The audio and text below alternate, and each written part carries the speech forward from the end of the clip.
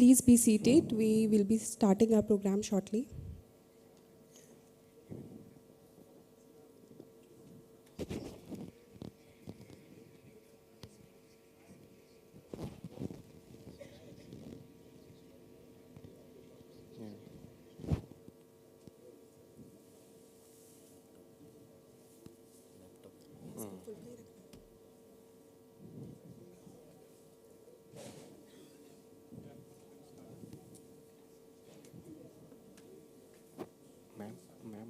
Ma'am, Sona ma'am is not there. We are starting now. No. Yes.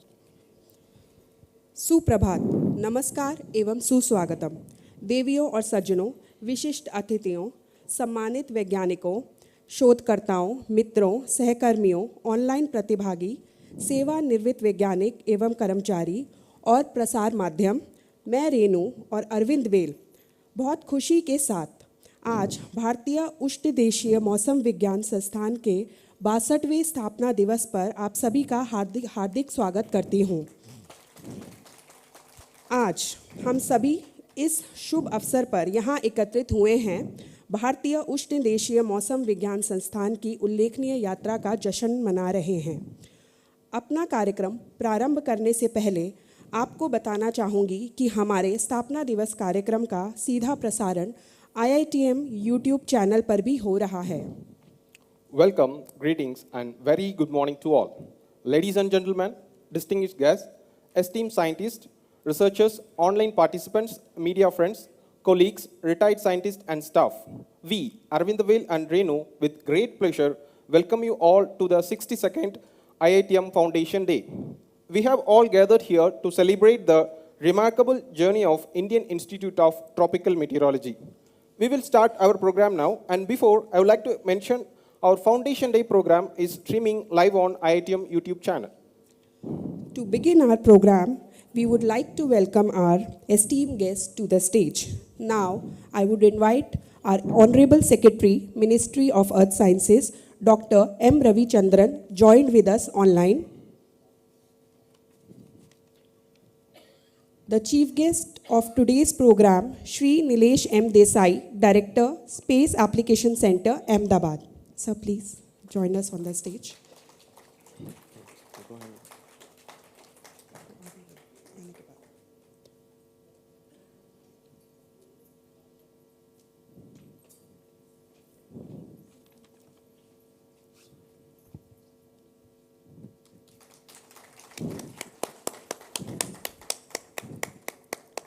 The guest of honor of today's program, Professor Janardhan Padmanabhan, INSA Senior Scientist, Physical Research Laboratory, Ahmedabad. Sir, please.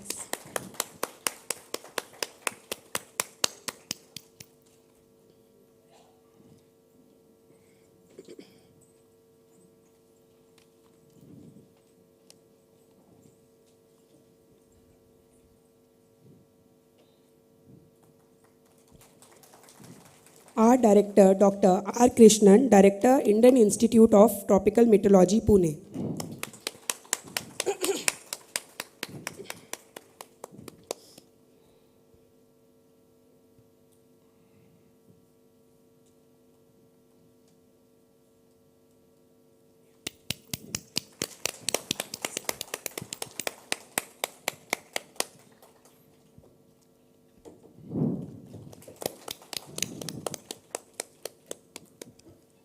The guest of honor of today's program, Professor Trenton France, joined with us online. And Dr. Swarna Fernandez, Senior Scientist, Indian Institute of Tropical Meteorology, Pune.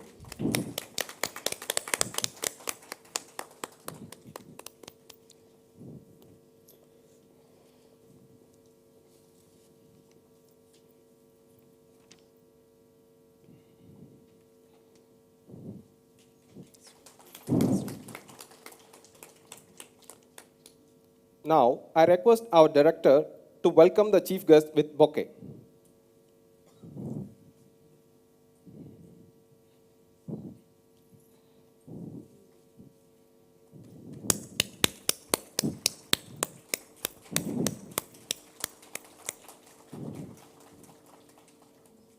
Now, I request our director to welcome our guest of honor with bouquet.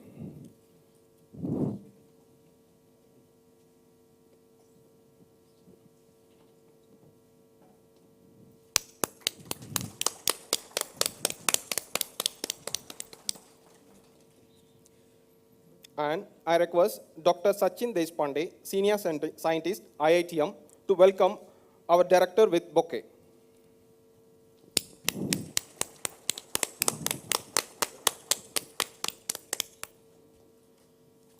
I request Dr. Sachin Deshpande to welcome Dr. Suvarna Fadnavis, Senior Scientist, IITM.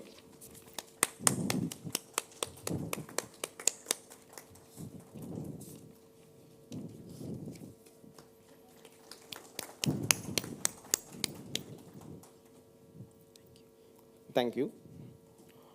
Acknowledging the significance of tradition, I request Krishna to invoke the best blessings with soul of Ganesh Vandana.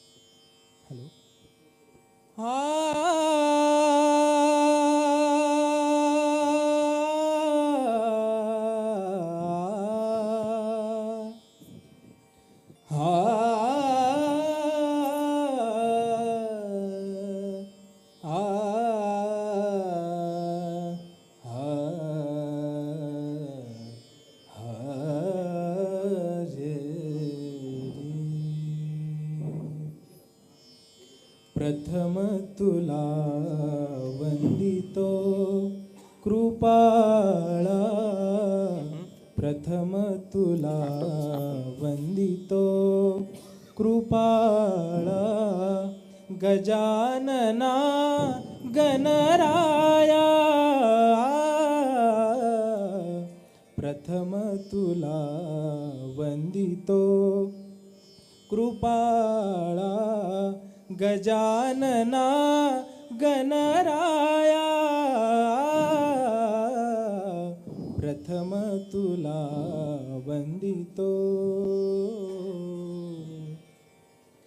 विघ्न विनाशक गुणिजन पालक विघ्न विनाशक गुणिजन पालक दुरित तिमिरहारका दुरित तिमिरहारका सुखकारक तू दुःख विदारक सुखकारक तू दुःख विदारक तूच तुझ्या सारखा वक्रतुंड ब्रह्मांड नायका वक्रतुंड ब्रह्मांड नायका विनायका प्रभुराया प्रथम तुला वंदितो कृपाळा प्रथम तुला वंदितो कृपाळा गजानना गणराया प्रथम तुला वंदितो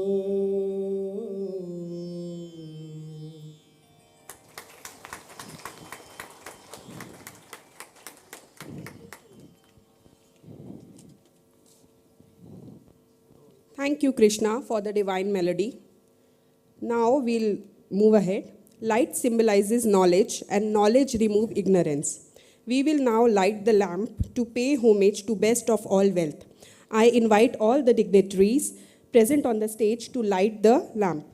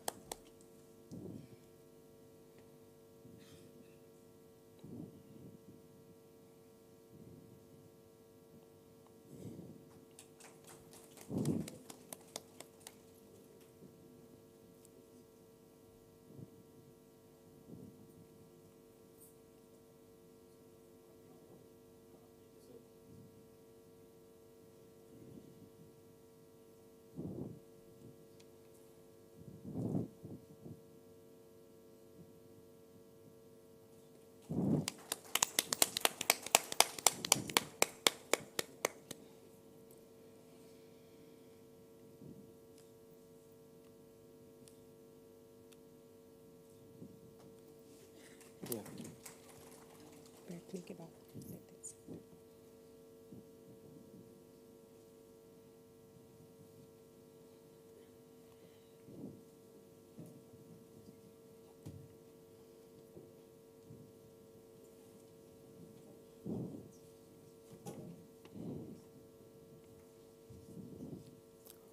Now, I request our director, Dr. R. Krishnan, to deliver the welcome address to IITM family. Yes, sir.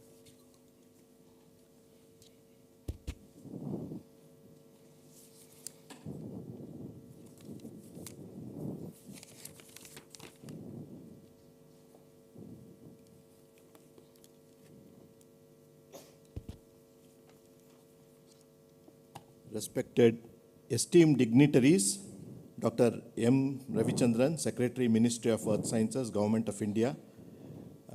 Our Secretary is not able to attend this meeting in person, but he has sent his message, which will be read out very soon. Today's guest of honor, Sri Nilesh Desai ji, Director, Space Application Center. Guests of honor, Professor Janardhan Padmanabhan, INSA Senior Scientist, Physical Research Lab, Ahmedabad. Professor Trenton Franz, Associate Professor, University of Nebraska, USA. He will be sending his message online. He has sent it, which will be presented. Esteemed dignitaries of the stage, the galaxy of distinguished scientists, delegates and participants, Senior Scientists, Professor Sareen, Professor Kamraji, Director NCRA, Dr. Yashwant, all our senior employees of IITM. Very nice to see all of you, and all the present, past members of IITM family, well-wishers and colleagues. I extend a warm welcome to all of you on this important occasion of the 62nd Foundation Day of IITM. We are very fortunate to have with us Sri Nilesh Desai, Director SAC Ahmedabad, as the chief guest, and Professor Janardhan Padmanabhan, INSA Senior Scientist, and Professor Trenton Franz, University of Nebraska, as the guests of honor. Sirs, thank you very much for accepting our kind invitation to grace this important occasion. 61 years back, the Institute was founded as Institute of Tropical Meteorology on 17th November 1962 as a distinct R&D unit of the India Meteorological Department required for improving operational weather forecasts in the country. Later, the institute acquired the status of an autonomous research institute and was renamed as the Indian Institute of Tropical Meteorology in April 1971. The initial vision and goals of the institute were laid by the founding director, Padma Shri Professor P.R. Pisharetti, a great visionary and the father of Indian remote sensing. With Professor Pisharetti's efforts, this land at Pashan was acquired to build a permanent complex of the institute, the present campus, and we are ever grateful to him for this extraordinary contribution. With the vision to be a global center of excellence through basic research and development on all aspects of the tropical atmosphere-ocean system required to improve weather and climate forecasts, IITM has risen to this cause by delving into a diverse range of topics, each contributing to our holistic comprehension of the Earth's climate system and cutting-edge scientific problems in tropical meteorology and atmospheric sciences. The roadmap for achieving this vision has relied on continuously enhancing the following three components of the Institute: scientific understanding, infrastructure development, and human resource development. I'll read out some of the noteworthy contributions from IITM over the last 1 year. Under the Monsoon Mission Phase 3 program, a high-resolution global model with a 6.5 kilometer grid size known as the HGFM has been developed at IITM. It is an in-house development for improving the prediction of extreme weather, tropical cyclones, and location-specific forecasts. Many of our forecasting products have already been handed over to the IMD for operational forecasting. Just to give an example, the predictions of the recent Biparjoy cyclone during this monsoon season, before the monsoon season, by the IMD were very accurate. The track error of the 48-hour predictions of Biparjoy was about 50 kilometers, a major improvement to earlier predictions. Also, an MOU was signed between IITM and Armament Research and Development Establishment, ARDE, our neighboring institute, on 9th October 2023 for collaboration and utilization of weather forecasts for defense applications. The dynamical extended range and subseasonal prediction system has demonstrated skillful predictions of the active and break spells of the Indian monsoon and the heat waves about 2 to 3 weeks in advance. The seasonal predictions of the Indian summer monsoon using atmosphere-ocean coupled models with weekly coupled data assimilation based on what is known as the local ensemble transform Kalman filter shows significant improvements in the skill of the seasonal monsoon rainfall forecasts.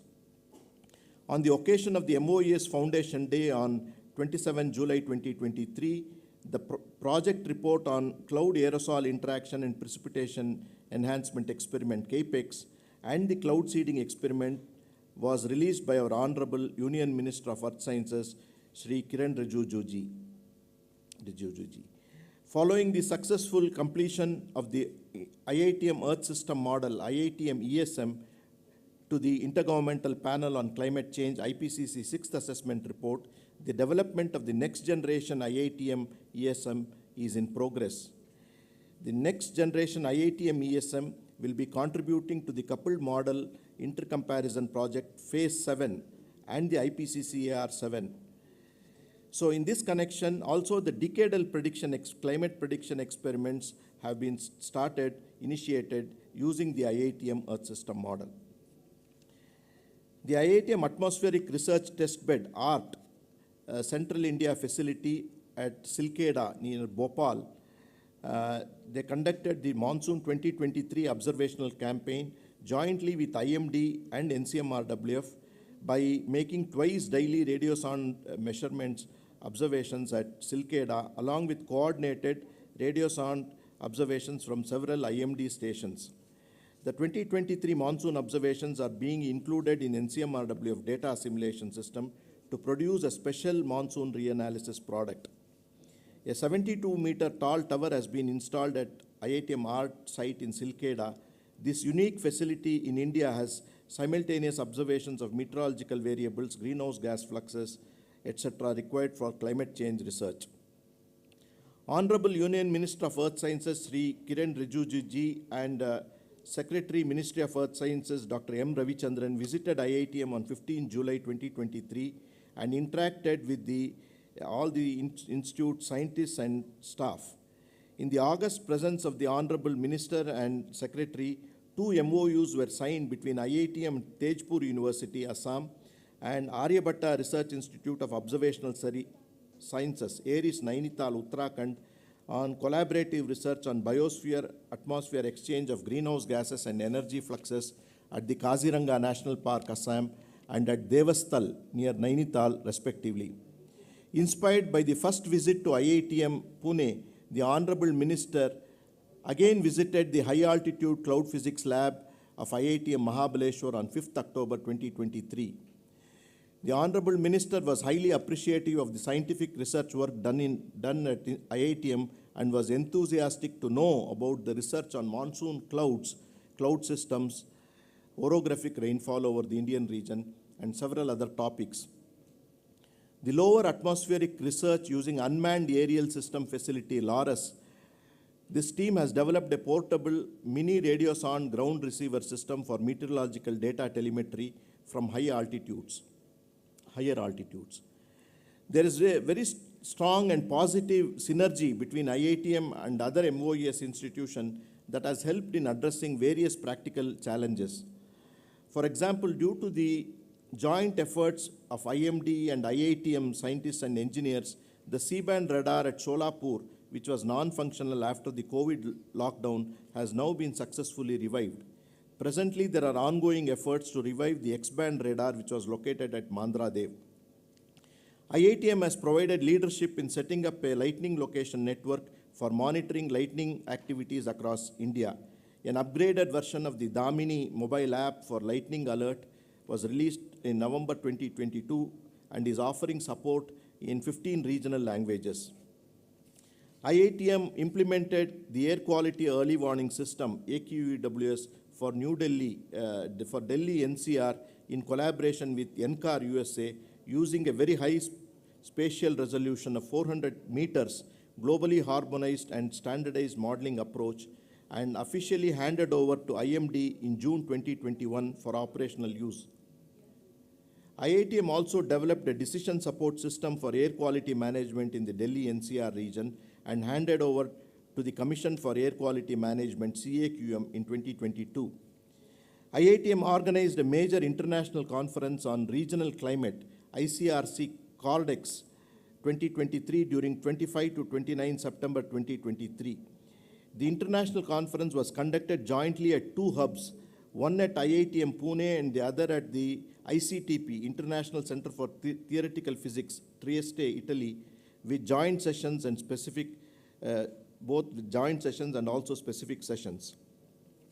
During 22-23, IITM scientists published 206 papers in peer-reviewed journal with a cumulative impact factor of 906 and an average impact factor of 4.4.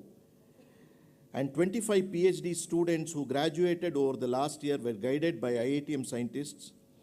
And in this connection, a new agreement, MOU, has been established with the Academy of Scientific and Innovative Research, ACSIR, for a PhD program. So during the last 1 year, 43 regular staff, which includes 25 scientific and 18 administrative staff, were recruited in IITM against vacant posts. Also, several project positions were filled up. IITM organized several Azadi Ka Amrit Mahotsav seminars, events, national and international workshops, conferences, and short-term training programs on different aspects of weather and climate sciences during the year. The Rajbhasha Parliamentary Committee, which met in Mumbai during the Sansadiya Rajbhasha Samiti Baitak on 18 January 2023, was highly appreciative of the good work done at IITM for promotion of Rajbhasha. All these advances and achievements were possible due to the collective efforts of our scientific, administrative, technical, and support staff, including PhD students, postdoc researchers, and project scientists and project staff. I extend my heartiest congratulations and sincerely thank the entire IITM family, the present and the past employees of the Institute, for their excellent contributions and dedicated efforts. I express my deep gratitude to the Ministry of Earth Sciences, Government of India, for providing steady financial and advisory support, as well as the society, the governing body, finance committee, and research advisory committee of the Institute for extending unwavering support and guidance. In conclusion, the research endeavors undertaken by IITM underscores the Institute's commitment to advancing our understanding of the tropical atmospheric processes, phenomena, and their wide-ranging impacts. The Institute's research efforts stand as a testament to the pursuit of acquiring and advancing the knowledge in weather and climate science via experimentation, numerical modeling, observational campaigns, and expeditions for the betterment of society.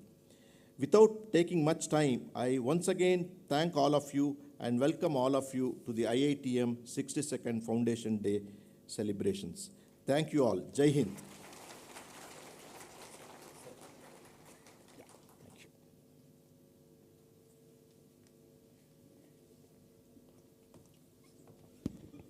Thank you, sir, for your welcome address. Now, as a special gesture of appreciation, I would request our director to present the momentos to our dignitaries.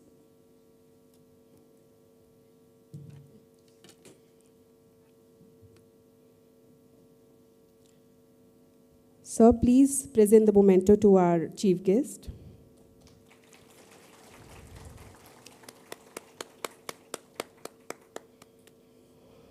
Now, please present the memento to our guest of honor.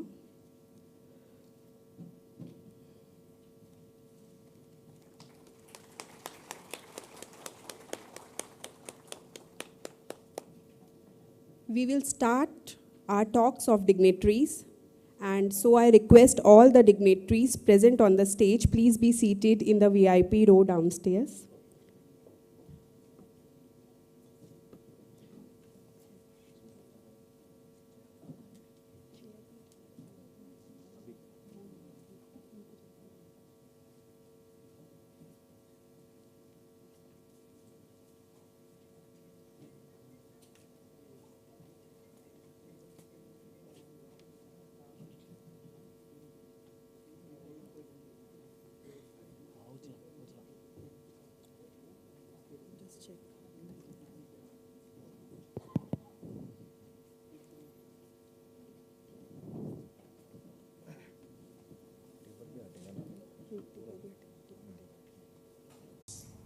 As India aspires for global leadership in weather and climate sciences, IITM must formulate a comprehensive vision for both short and long terms.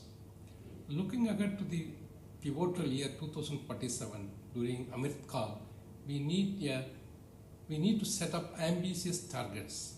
I believe it's time to surpass mere forecasting and striving for weather management and a step forward beyond conventional weather modifications. For weather management to be a reality in 2047, we must lay down the necessary infrastructure by 2030. This serves as our short-term goal, while the long-term goal is to have a robust system in place by 2047. Recognizing the pivotal role that weather and climate play in shape our future, this strategic vision ensures we are well prepared for the challenges and opportunities ahead. In the upcoming months, I am confident that IITM will unveil its short and long-term vision. To shape this vision, it is crucial to engage in numerous brainstorming sessions involving the valuable perspectives of younger colleagues, senior scientists within the country and abroad, academia, industrialists, and various other stakeholders. I take this moment to extend my heartfelt best wishes to IITM as it continues to carry forward its rich legacy of scientific work and services into the future. I eagerly anticipate the insightful talks that will be delivered by the chief guest and guest of honor. These discussions are sure to add to our collective understanding and mission for the path ahead. I once again congratulate IITM and thankful to all employees, both present and past, for their contribution to the growth journey of IITM. Thank you and Jai Hind.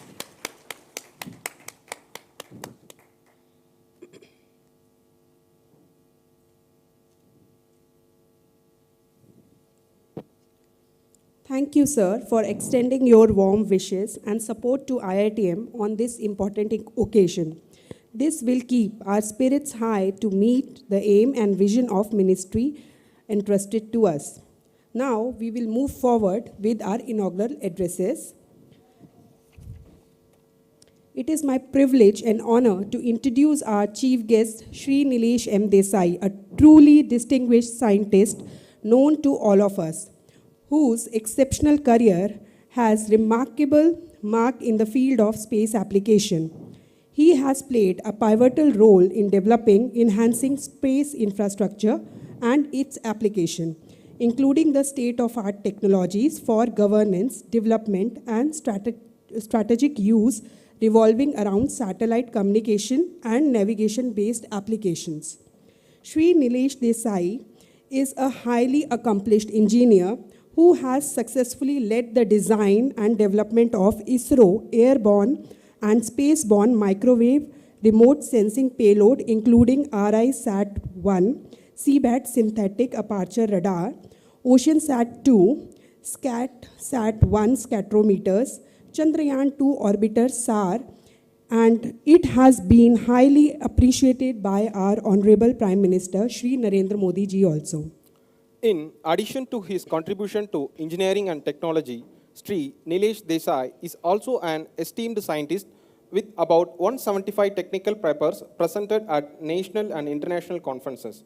He also has been significantly contributed more than 225 technical reports of SAC, ISRO, and presented and represented ISRO India at various international forums across the globe. His accomplishments have been recognized with various prestigious awards, including the ISRO Performance Excellence Award 2018, ISRO Merit Award 2010, and ISRO Team Award for RISAT-1 Payload Design, Realization, and Data Products in 2012. His dedication, vision, and unwavering commitment to advancing the space technology have been instrumental in shaping the present and future of Indian space program. Sir, it's an honor to have you here today. Now, I request our chief guest, Sri Nilesh M. Desai, Director SAC, to deliver the inaugural address to the gathering.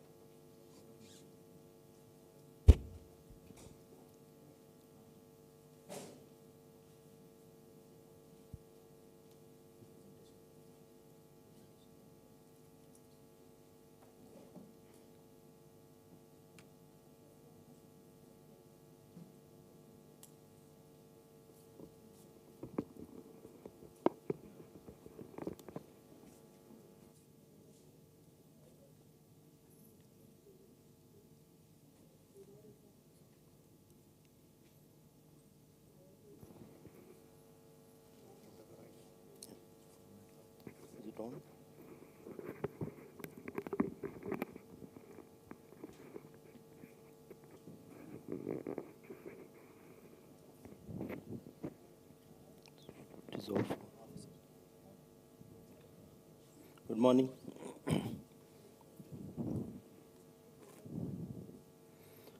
Good morning, everybody. At the outset, let me thank Dr. Krishnan and his team and all the organizers for inviting me here for this 62nd Foundation Day celebrations of IITM.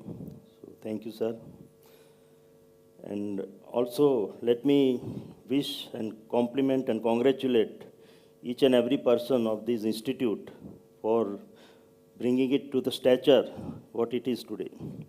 So thank you all. Organization is, when we celebrate a Foundation Day or any other function, it is not we are celebrating the infrastructure or the buildings, but it is the people who are there in the institute who make an institute. So let me once again wish all of you a very bright future, a very happy future. And IITM is indeed a very esteemed organization of our country. And it has been brought to the layer what Dr. Pisharoti envisaged. And having been associated, ISRO being associated with Pisharoti since beginning, remote sensing has been initiated in ISRO by Dr. Pisharoti. So we feel quite bonhomie with this institute. And in fact, our meteorology and oceanography group has been in regular interactions with all of you. So once again, I wish you all the best. Generally, in these such gatherings of eminent scientists, I always find myself as an odd man out, being the only patient being among all the doctors. So pardon me for that. And I am more a applied researcher rather than a true researcher like all of you. And all of you know we do applications and the targeted applications in ISRO, where we try to embark on space research and technology for the benefit of common man in society. That is what Dr. Sarabhai envisaged when he started India Space Program. So today, although my title says India Space Mission for Meteorology and Future Perspective, but I'll take liberty with the permission of Dr. Krishnan and Dr. Ravichandran that I will diversify into some of the recent aspects also. And of course, Chandrayaan 3, because many of you, it has created a lot of hype and euphoria in the country. So let me also briefly touch upon that. Meteorology you have been doing day in and day out. So I feel that let me migrate to some other fields also. And I also welcome Dr. Yashwant, with whom we had been discussing many things, especially related to National Center for Geodesy, which is a dream of everybody of setting up in this country. So welcome, sir. And I'll start my presentation.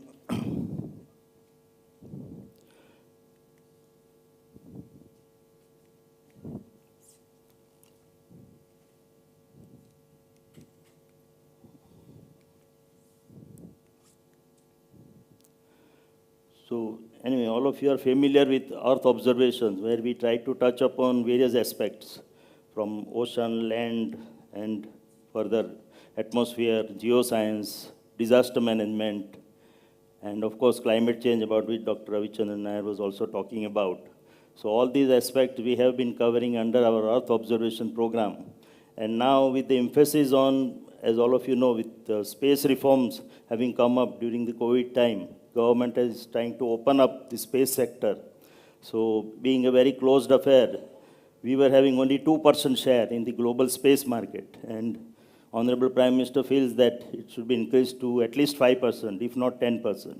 So with that idea, InSpace has been set up with headquarters in Ahmedabad, where it will work as a regulator for promoting space technology among private sector, and especially among students and startups and various association with academic institution as well. So with that idea, InSpace has been set up. And under that, government feels, and we also feel that whatever we have been doing since all these years, last 54 years, ISRO has been set up in 69.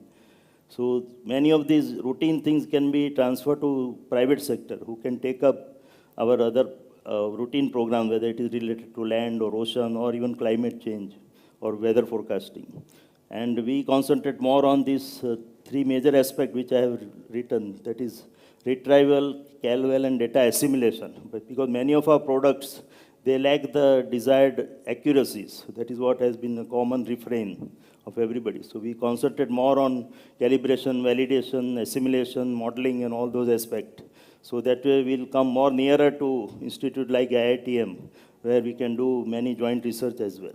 So that will be our focus in coming years. And as I said, now we want to build of course, triad had been there within research institute, academic institute, as well as the industry and government sector, joining together the hands to work with space research. But now with the space reform, the emphasis is more on the application-driven or the user-driven approach, where user will first come with the requirements and then we build upon that to come up with a program. Instead of we first build the programs, launch the satellites, and then ask and go to and running after the various users. Because that has been the way which has been, in India we have been working, that we launch the satellite first and then run after the users and make them use these satellites, which was not happening.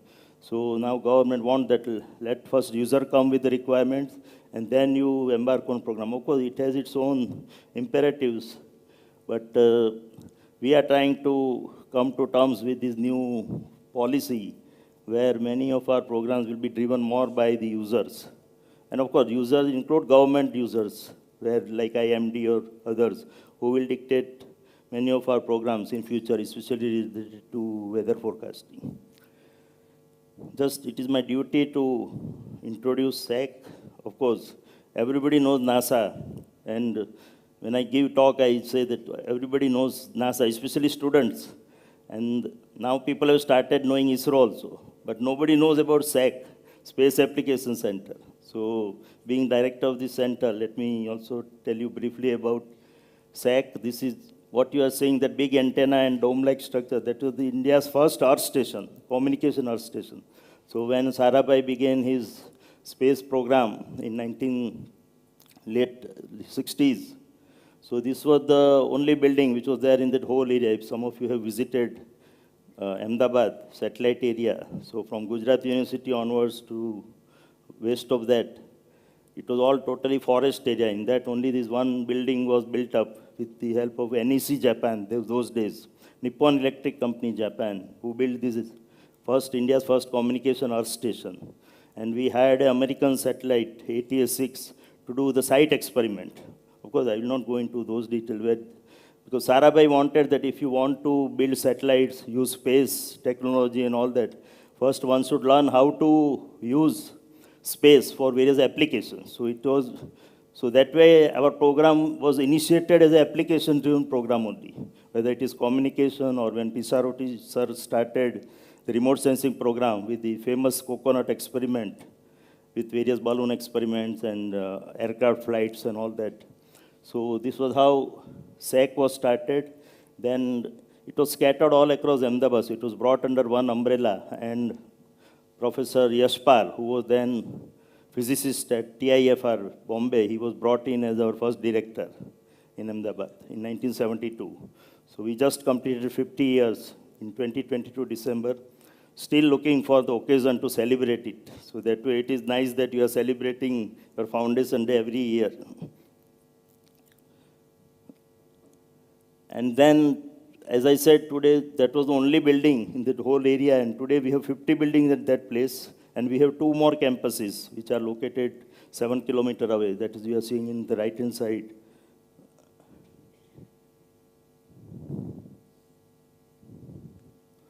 These 2 new campuses have come up, where our oceanography and meteorology group sits here, and they closely work with IITM and many other MOES institutes. So that way MOES, we consider it as our sister only, as a digital twin of us, where we work together on many of the programs. And as I said, now many of our programs will be driven more by the requirements of MOES.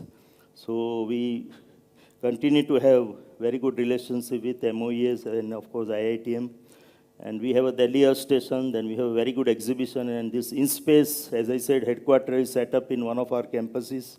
And right now they are operating from that. Afterwards they will have their own campus, which will work as a regulator for India's space program, where private sector, academic institution, and of course government will have a major role to play.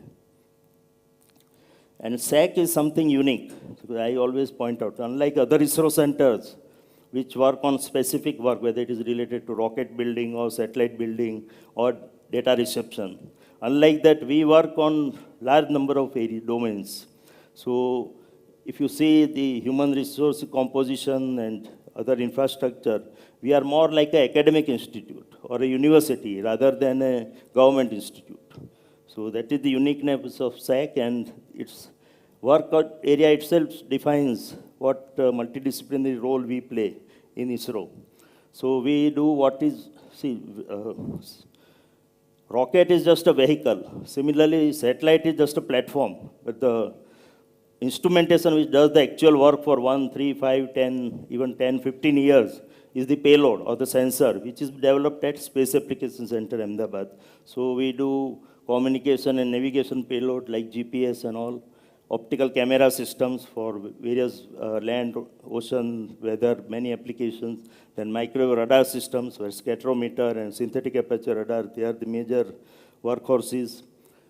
And similarly, the end product of any satellite remote sensing technologies are concerned. These are some of the recent payloads being developed, like OceanSat OCM3, which is a major use for oceanographic application.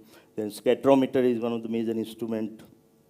Of course, it is a microwave instrument. This I have shown is all optical camera systems. SSTM was one very ambitious instrument we have put, which has many applications, and many of the researchers like you were also very keen. It worked for 1 week in OceanSat 3, and after that it developed some problem. but we are hopeful that shortly we'll be launching another satellite with SSTM. And of course, it will be part of our follow-on mission, that is OceanSat 3A, which will have all these sensors again as a repeat mission. And of course, many Chandrayaan cameras were developed at our place. I will come to that separately. These are some of the products which we generate from various missions, whether it is land, ocean, or meteorological observations. And of course, tsunami, this application is well known, where we have pre-tsunami and post-tsunami images, which can be utilized to do the post-tsunami damage assessment. So that was one of the area where many of the oceanographic applications or even our cartography application will be used. Similarly, we have a very thriving radar programs and cyclogenesis and all that with scatterometer and synthetic aperture radar. They have many applications. And radar have an advantage that it has an all-weather day-night capability.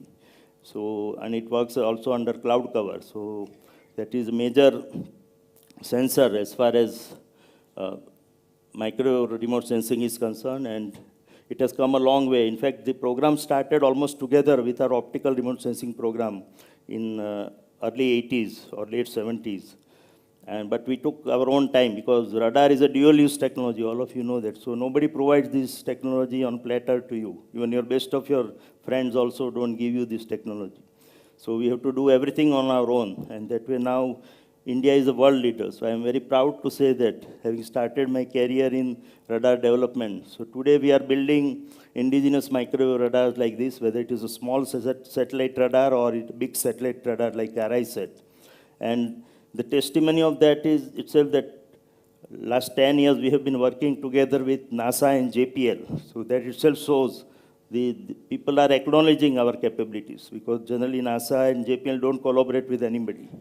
But they came to ISRO to work together on this NISR program. I will come to that. That is going to be a very important program in international arena. So these are some of the recent radars which we have built. And we have built recently we launched on our new SSLV launch vehicle, which is meant for small satellites. Because small satellite market is going to grow, especially with Starlink and OneWeb and all this LEO constellation of communication satellites. It is going to have a very big market in near future. So ISRO has also developed this SSLV, which will be handed over to private sector for operations, because that is what government wants. So we have launched a millimeter wave humidity sounder, 183 gigahertz. So that has lot many meteorological and climate applications. And this was a small satellite mission, but we have worked out a big satellite also with a temperature and humidity sounder. So that will help in many of the research activity which IITM does. And of course, we have our RISAT 2B, which is a more meant for strategic application. So it is a constellation of 3 satellites taking care of our strategic requirements in northern border as well as northeastern borders, with a resolution of, again, 0.3 meters, so 1 feet. So as I said, we can read a number plate from a height of 500, 600 kilometers. And many strategic applications, whether it is ship movement monitoring or taking care of our maritime domain interest of the country. So this is going to be a very important mission. Already we have worked out a 5 satellite mission, which will be dedicated for MDA, and which will also have many of the research applications for people like you. So that is going to be one major program.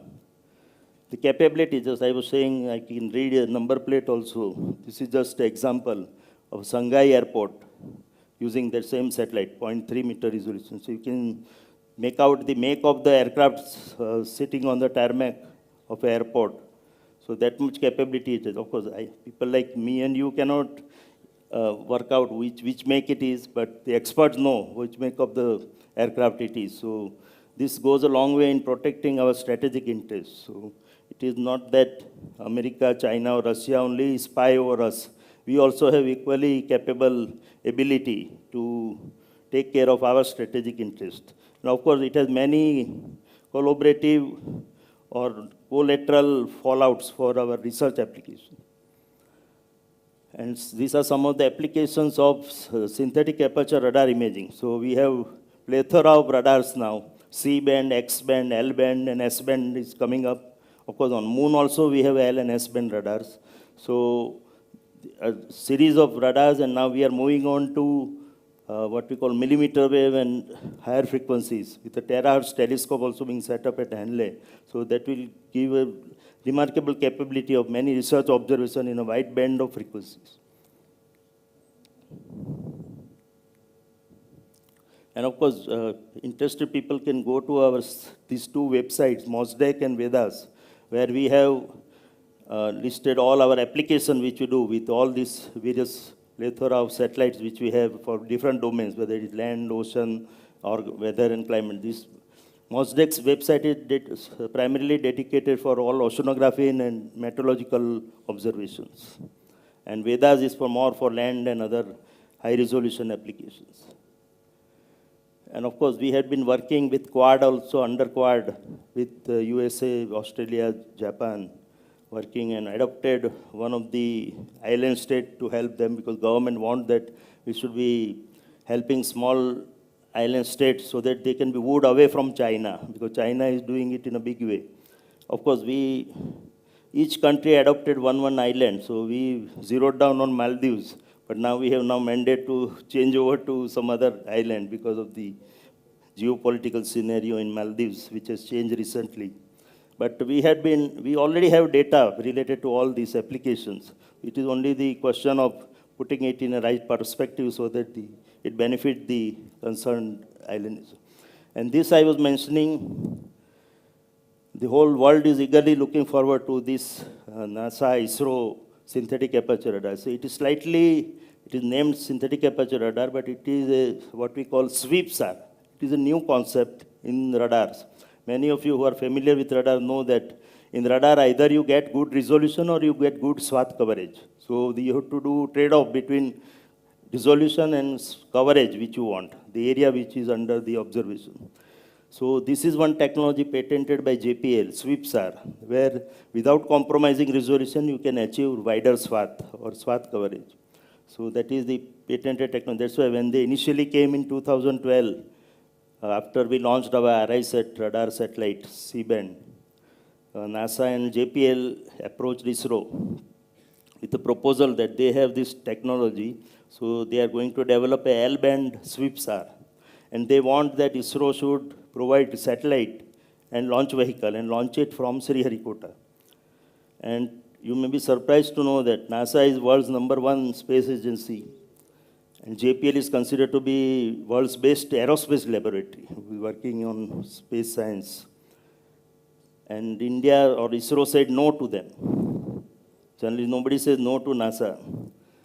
But then we discussed and arrived at a compromise, because we were not gaining anything by just providing a vehicle for them to launch a radar. So that's why we said no, because we wanted to learn something out of that.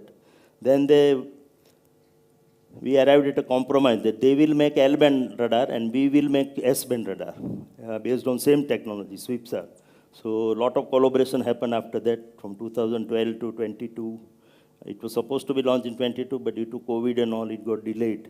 But we are ready now. It is that radar is getting, this is the radar we developed at SAC. And this is one developed by JPL. And both were integrated at JPL, undergone various environment tests. The radar has come back to Bangalore. Now we are integrating it with our satellite. It is ready, getting ready for launch in January, February 24. So whole world, as I said, because it has lot many applications. First time, 2 observation, L and S band from the same platform. And that too with this new technology. So it is, everybody is eagerly looking forward to that. It is a science mission. So data will be available free of cost to everybody, all researchers. So that's why a lot of interest it has generated because of the application also. Both the disaster response, coastal and ocean, cryosphere, and especially land deformation. Because earthquake prediction is still away. We cannot predict earthquake or tsunamis. So this could go a long way in getting some idea about how to go about this prediction of this. Now coming to cyclone and weather forecast, in fact you are the better people to work on this, and India has tremendously improved its capability in saving life during cyclones or any such disasters due to the efforts of all of you. And of course, ISRO is feeding into with its observations. So how now we have planned out for future, so I'll come to that. What was my main topic of the talk today, that we have been providing you observation. Of course, the final research and climate-related forecasting and other things is IMD's domain or your domain. But we are feeding in with the various observations, remote observation. So we started in 1980 with the building of our INSAT-1 series, where we had tried to accommodate a high-resolution radiometer, VHRR, onto that, so that it continuously provides you with the observation, which will feed into your climate models or weather forecasting models. So that work has been started in 80s with INSAT-1 series. It continued with INSAT-2 with VHRR. We complemented it with a CCD payload in 2000 and with the Kalpana satellite in 2002, which was dedicatedly a MetSat program. So, but after that, now we have embarked on what all of you know, that INSAT 3D series. 3D and 3DR, these are the two satellites right now operating. And now we are ready with INSAT 3DS, a follow-on mission of that. Many criticism came during 3D and 3DR development because we had, as I said, we had been lacking in calibration and validation. And the whole world was also complaining because this was one area, our Indian Ocean and other area where a lot of gap is there in observations. And they are totally dependent on India for providing these observations. So when I attend CGMS meetings last couple of years, always they complain that why not you calibrate with such a good satellites? If we put some more effort in calibrating our products and bringing it to the international standard. So that is the area where now we are concentrating. Of course, there were some instrumental deficiencies also, which we have now corrected, especially related to the stray light observation and all, which many of you users have also reported. So now we hope that we have solved all this problem, and INSAT 3DS is ready. It is, of course, we had already conducted the design review, and now we are going ahead with the pre-shipment review within next 1 month. And shortly it will get launched, either in December or by January. So that will add to our observation capabilities. So that is good news for people like you, where it will provide one more additional, and this time we hope that it will be an international class product as far as our Met products are concerned. So this is one very good development. And of course, as I said, our radar program has been going on with OceanSat 1 series onwards with a microwave radiometer followed by spectrometer in OceanSat 2 and 3. And of course, OCM was a standard sensor as far as optical sensors are concerned. And Madras we launched in between megatropics in association with French Space Agency. So that also provided a lot of good data as far as ROSA and SCARAB is concerned, and especially humidity sounder. It provided very good data, and that is what we replicated in the recent US 7, which we launched with a millimeter wave humidity sounder at 183 gigahertz. And now we are going ahead with a very more bigger program as far as humidity sounders are concerned and temperature sounders. And OceanSat 3 will be followed by OceanSat 3A, which is also getting ready now. So that way we have continuity of observation also, and this is how we try to supplement your efforts with the various launches. And of course, we have collaborative programs also in between, where we have Madras, then Saral Altica was providing some oceanographic observation related to altitude. Argos was there in OceanSat 3 also. And as I said, Microsat 2B with millimeter wave humidity sounder was launched. It will be followed by a follow-on mission. And then recently we have had an agreement with CNES France, French Space Agency, where we'll be launching this Trishna mission jointly, India and France, which will have thermal imaging radiometer as well as normal VIR imager from our place. So TIR will be provided by CNES, and Vinir and Swir observation from India. So that will again go a big way for various oceanographic applications as far as this thing is concerned.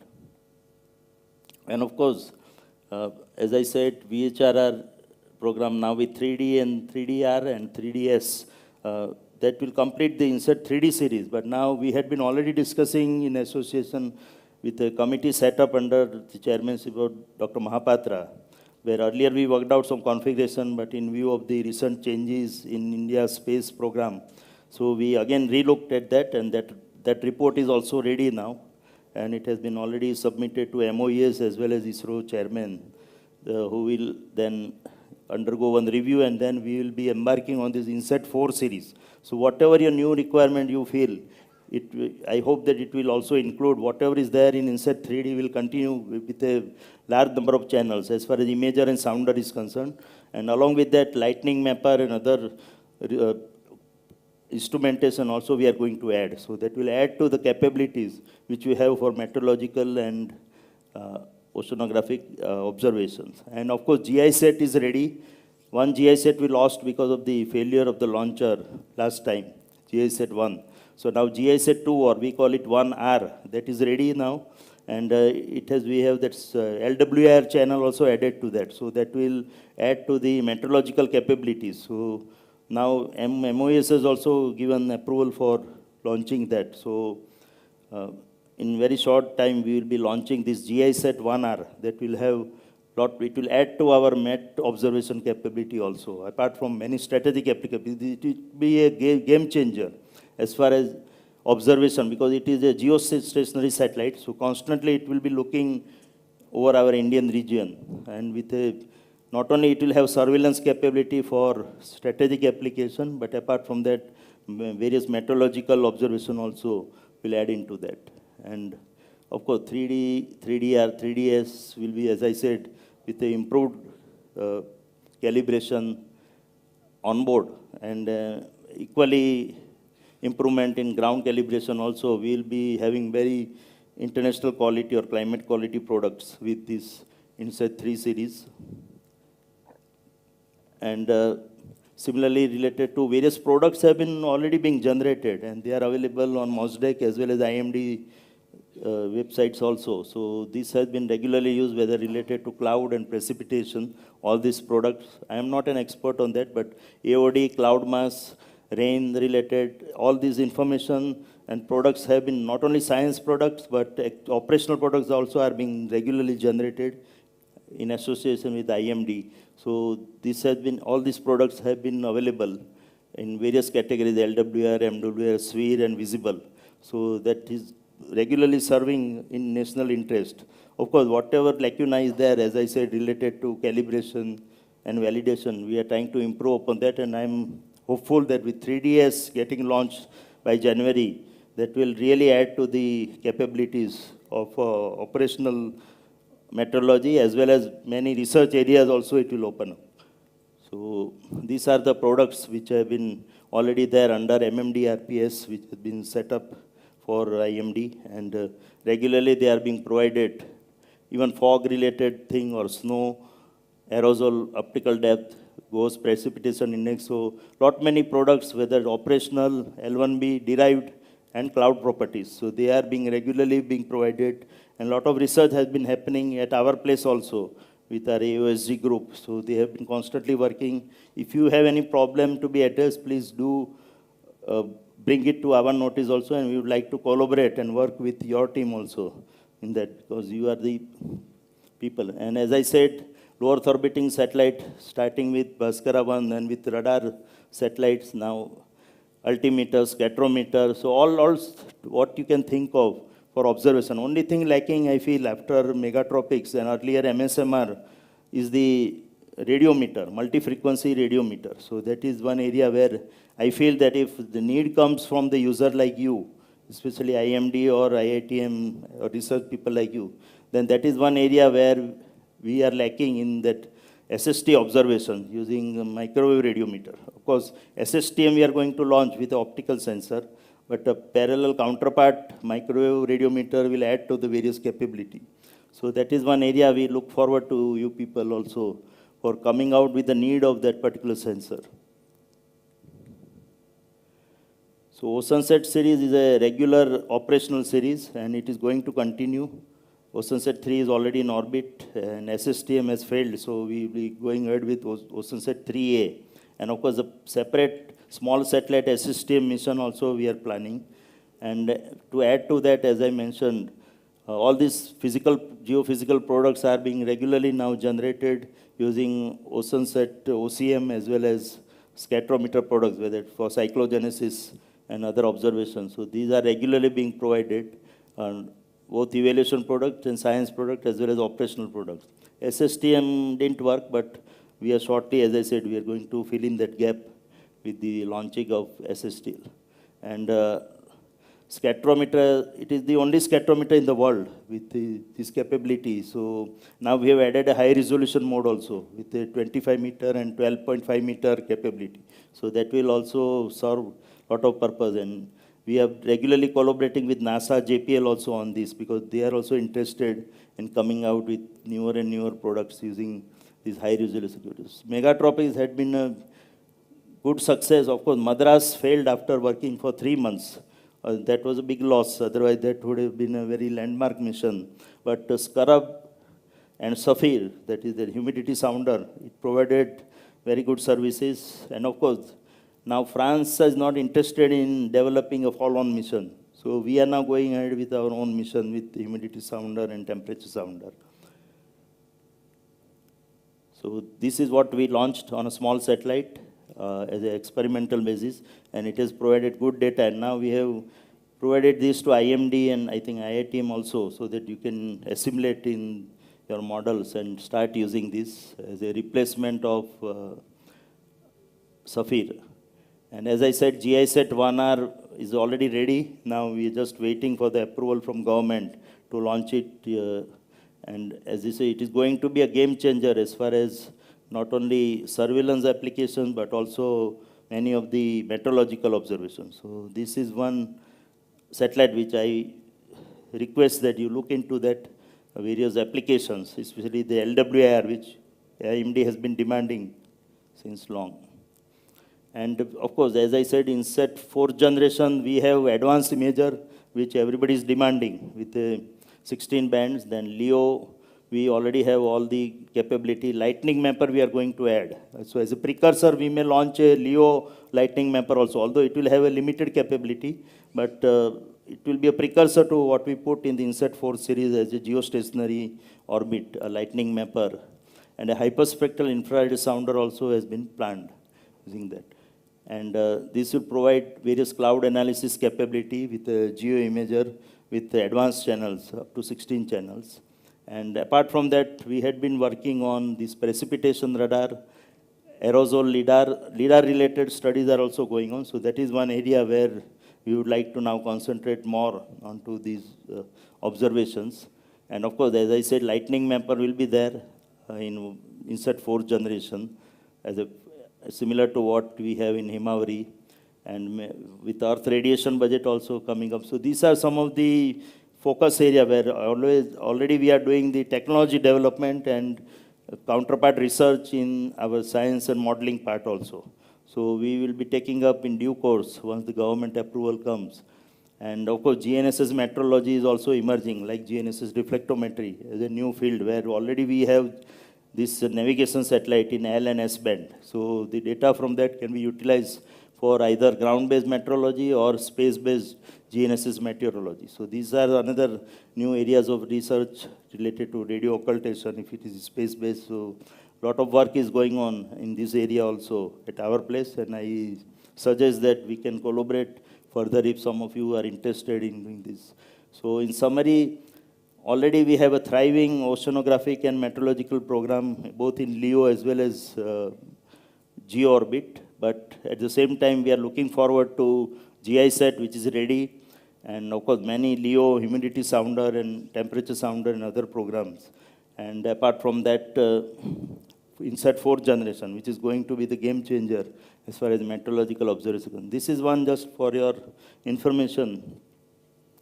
After the very successful conduct of G20 summit, where Prime Minister announced during the closure of launching a G20 satellite, which India is taking the lead. Of course, we are trying to rope in other space agencies from G20 countries.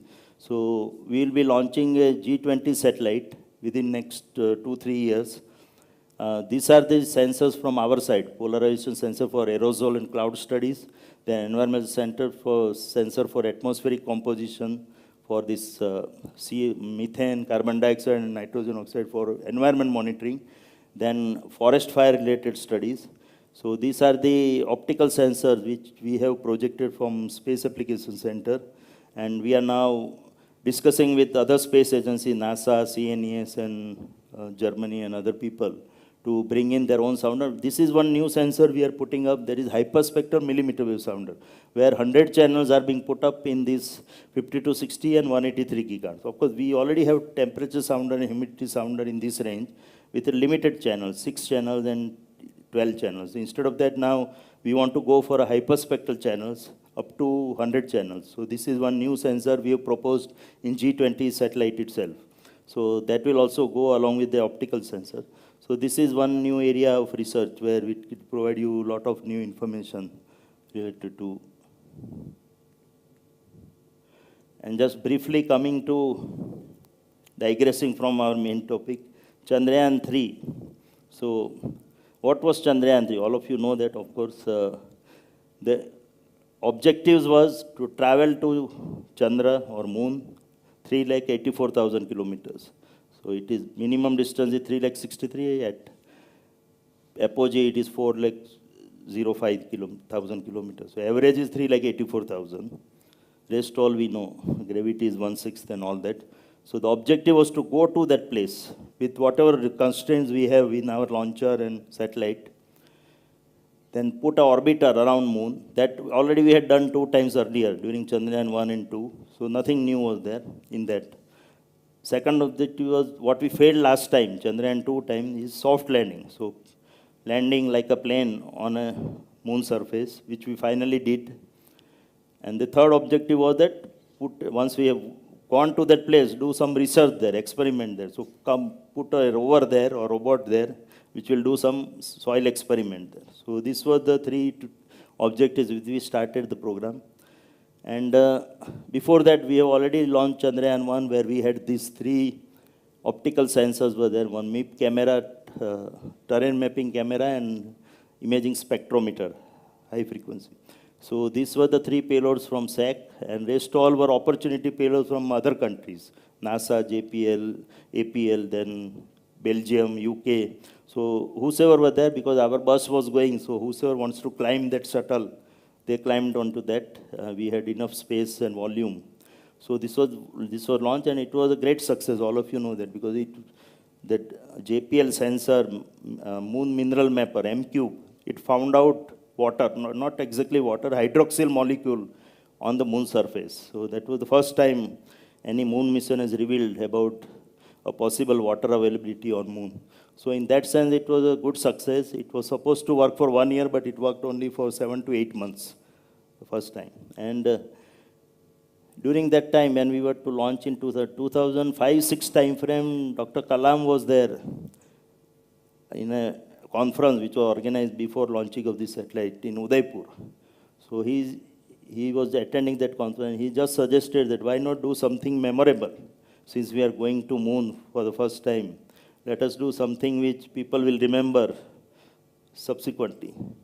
So what we did was, during that time, there is one video clip, if I can show you.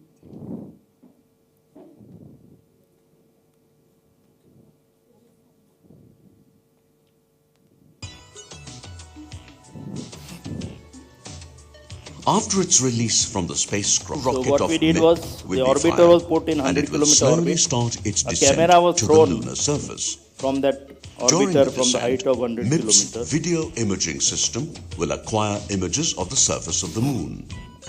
The mass spectrometer will measure the constituents of thin lunar atmosphere, and the radar altimeter will provide instantaneous altitude and hence give inputs for future So that Indian camera soft traveled landing 100 missions. kilometers, and Thereafter, it crash landed MIP onto will the Moon impact surface, on an on the identified South Pole. area in the south polar region of Moon.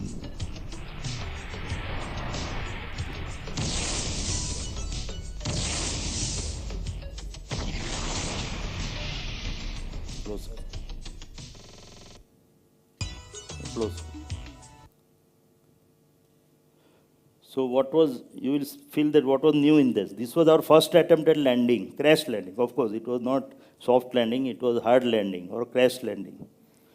Second thing was that it traveled 100 kilometers, took 22 minutes and took lot many good pictures of the surface, which was beamed in real time back to the earth. And it also afterwards, after Moon Mineral Mapper reported hydroxyl, from these images also we could find out that water molecule was there, the hydroxyl molecule was there. But what was another thing memorable, what Kalam Saab suggested was, we painted India's flag on the surface of that camera. So that way India's flag was hoisted way back in 2008. Of course, it was not hoisted, it was thrown onto the moon surface. So that was the new thing into that. Of course, after that we started working in 2008 onwards on soft landing, because that was what we didn't do first time. So orbiter like last time was there, and the lander was put up piggyback. So this was how it looked like. So it was named after Dr. Sarabhai, and there was a rover inside that. So this was the composite, we call it. So this composite was launched. We were ready for launch on 15 July. President then, Dr. Ramnath Kovind ji, he was there to witness the launch at Sriharikota. All of us were ready. Launch happened. Sorry, not launch happened. The countdown happened, 10, 9, 8, 7, and it stopped in between. Then we tried to analyze because something was going wrong, so it was stopped. And there was a leakage in a helium bottle, so we decided finally to abandon that day, 15th July. It was not an easy decision because President was sitting there on your head watching the, so there was a lot of pressure, and we could have gone ahead with launch because it could have been a minor problem or a major problem, we don't know. If it would have been a major problem, it would have crashed. So we didn't take the risk, abandon that. Generally when you abandon such launch, it takes minimum 8 to 12 months to again put it back on the rail. But we were lucky that time because there was only minor problems, so we could rectify it within 1 week. And on 22 July 2019, we were ready and we launched it. Of course, President was not there because he had already left on 15th. It was a great launch. Everything went on very well. And then it put that orbiter onto the moon surface, orbit around that moon. It worked very well. And it was great because it had one of the highest resolution camera on moon surface, moon orbit. That is 0.3 meters, something similar to what I showed you, Kato 3, 0.3 meter or 1 feet image. And you can see this Apollo 11, which carried Neil Armstrong to moon. Whatever remnants he has kept there and came back. So they are still lying as it is. There is no atmosphere. There is nobody to move it here and there. And it is lying as it is. At the present, our camera could capture that Chandrayaan 2 camera, which was there, is still working in the orbit. Similarly, after that, Apollo 12 mission was there, that also was located. So India has one of the best cameras on moon surface, moon orbiter. Chandrayaan 2 orbiter was a great success. Why I am saying? Because, as I said, it has very good sensors. One L and S-band radar was also there, dual frequency, which also helped us in finding out water traces and all. And it was supposed to work for 1.5 years, but enough fuel is there in the satellite, so it will be going to work for 7 years, 2019 onwards. So it is still working and it is going to work another 3-4 years. So it is regularly giving, and it helped us a lot in landing this time, because it gave us this high resolution image, which was not there when we launched Chandrayaan 2, because it was just launched along with that. So that helped us improve our landing strategy this time when we worked for Chandrayaan 3. So this is our camera, which is one of the highest. And what happened that day, Chandrayaan 2, when we tried to land, all of you know we didn't succeed. That was instead of soft landing, we ended up with crash landing, again like that camera which was thrown. Everything was working well up to 2 kilometers. When the lander reached just 2 kilometers above the moon surface, and then instead of, it was going vertically, vertical descent. Initially it is horizontal, then we make it vertical, and then when it comes down, we try to do retro-firing of engines so that the speed gets reduced. And then finally when it goes to the surface, it almost becomes zero. So it's like putting brake onto your car. Everything was going fine up to 2 kilometers, and then suddenly it tilted. Instead of going vertical, it had a tilt, and there was a software error in our program which was controlling the engines. So instead of putting brakes, we put our leg on the accelerator. Means it went with double the force to the moon surface. So instead of retarding the vehicle, the lander, it gave acceleration to this. That's why it's crash landed. So it was turned into pieces, and afterwards our same camera captured the image, and it found out that it was lying 482 meters away. This was our landing point that time. It is a 500 by 500 kilometer area. It landed around 482 meters away. Of course, it was not in a single piece. It was broken due to the failure of the land. And then this time, after immediately 2019 onwards, we started working on Chandrayaan 3. All of you saw that famous picture of Prime Minister there and our then chairman, Dr. Sivan, being consoled by him and all that. After that, we started working on this. If you see, it is almost similar to what was Chandrayaan 2. So that way, it was a repeat mission. Nothing was that way new. Only orbiter is not needed now because already it is there working. So we put more fuel into this. So it was converted into a propulsion module. So more fuel. And one sensor we have put, which will be observing Earth. Lander is almost similar to what we did last time, rover SMA. And we were ready for launch on 14 July this year. Only difference was that we made changes in, after whatever observation was there, in software error and all that. So we made 21 changes in various systems, hardware, software, landing strategy, algorithms, everywhere we made changes. It was not that everything was required. Many places we strengthened what was already there. It could have worked that way also, but we tried to, didn't take chance this time, put more efforts to make it more robust. Like say, for example, I'll give you the lander legs. Even if it comes with some velocity, it will be able to absorb the thrust which comes when it lands, shock that comes. So that way we strengthen the legs of the lander. So like that, many improvements were made. Whatever bugs were there, we tried to remove it, what we could envisage. And we were ready for launch on 14 July. Again, launch was perfect. And everybody was very happy.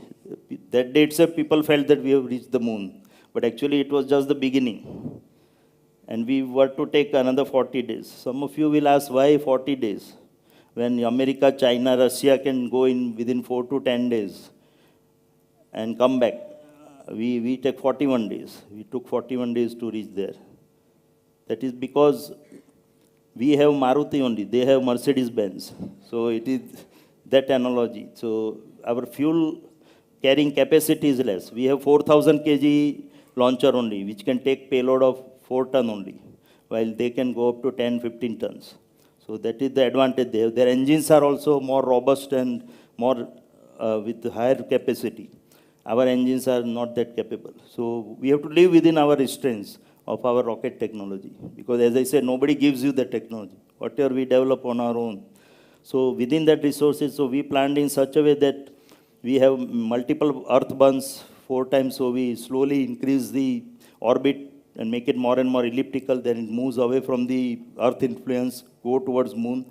And at the right point, you have to inject within the moon, that is called lunar orbit insertion, LOI. That is a critical point. Everybody misses out that day or that point, 5th August. We started on 14th July. 5th August was a critical point because if you don't give right thrust at the right time, it will go away. Means it will not enter the moon influence and it will go on in Anant Yatra because then it will be out of our control. So that is one kit. But we have done it earlier 2 times during Chandrayaan 1 and 2. And that Mangalyaan also, Mars mission also, that was still more difficult because after 9 months, we have to restart the engine. Even your scooter, 15 days you keep it with petrol filled up in your house, it will never restart. So we have to restart the engine after 9 months. So we have to adequately take care in adding some chemicals into the fuel, which is there in the engine. This was the lander with 4 payloads, with observing the temperature, then moon anatomy with the what is called plasma ions surface on the moon surface, then seismic activity on lunar surface. And NASA has provided one lunar laser retroreflector array. generally all landings have happened on equator. India was first time going to South Pole, last time also, this time also. And when lander is there on the moon surface, so they send a laser from here, it goes to the moon, strikes this laser retroreflector, comes back. The time taken to travel is used to measure the distance. And moon is moving away from us at a speed of 1.4 inch per year.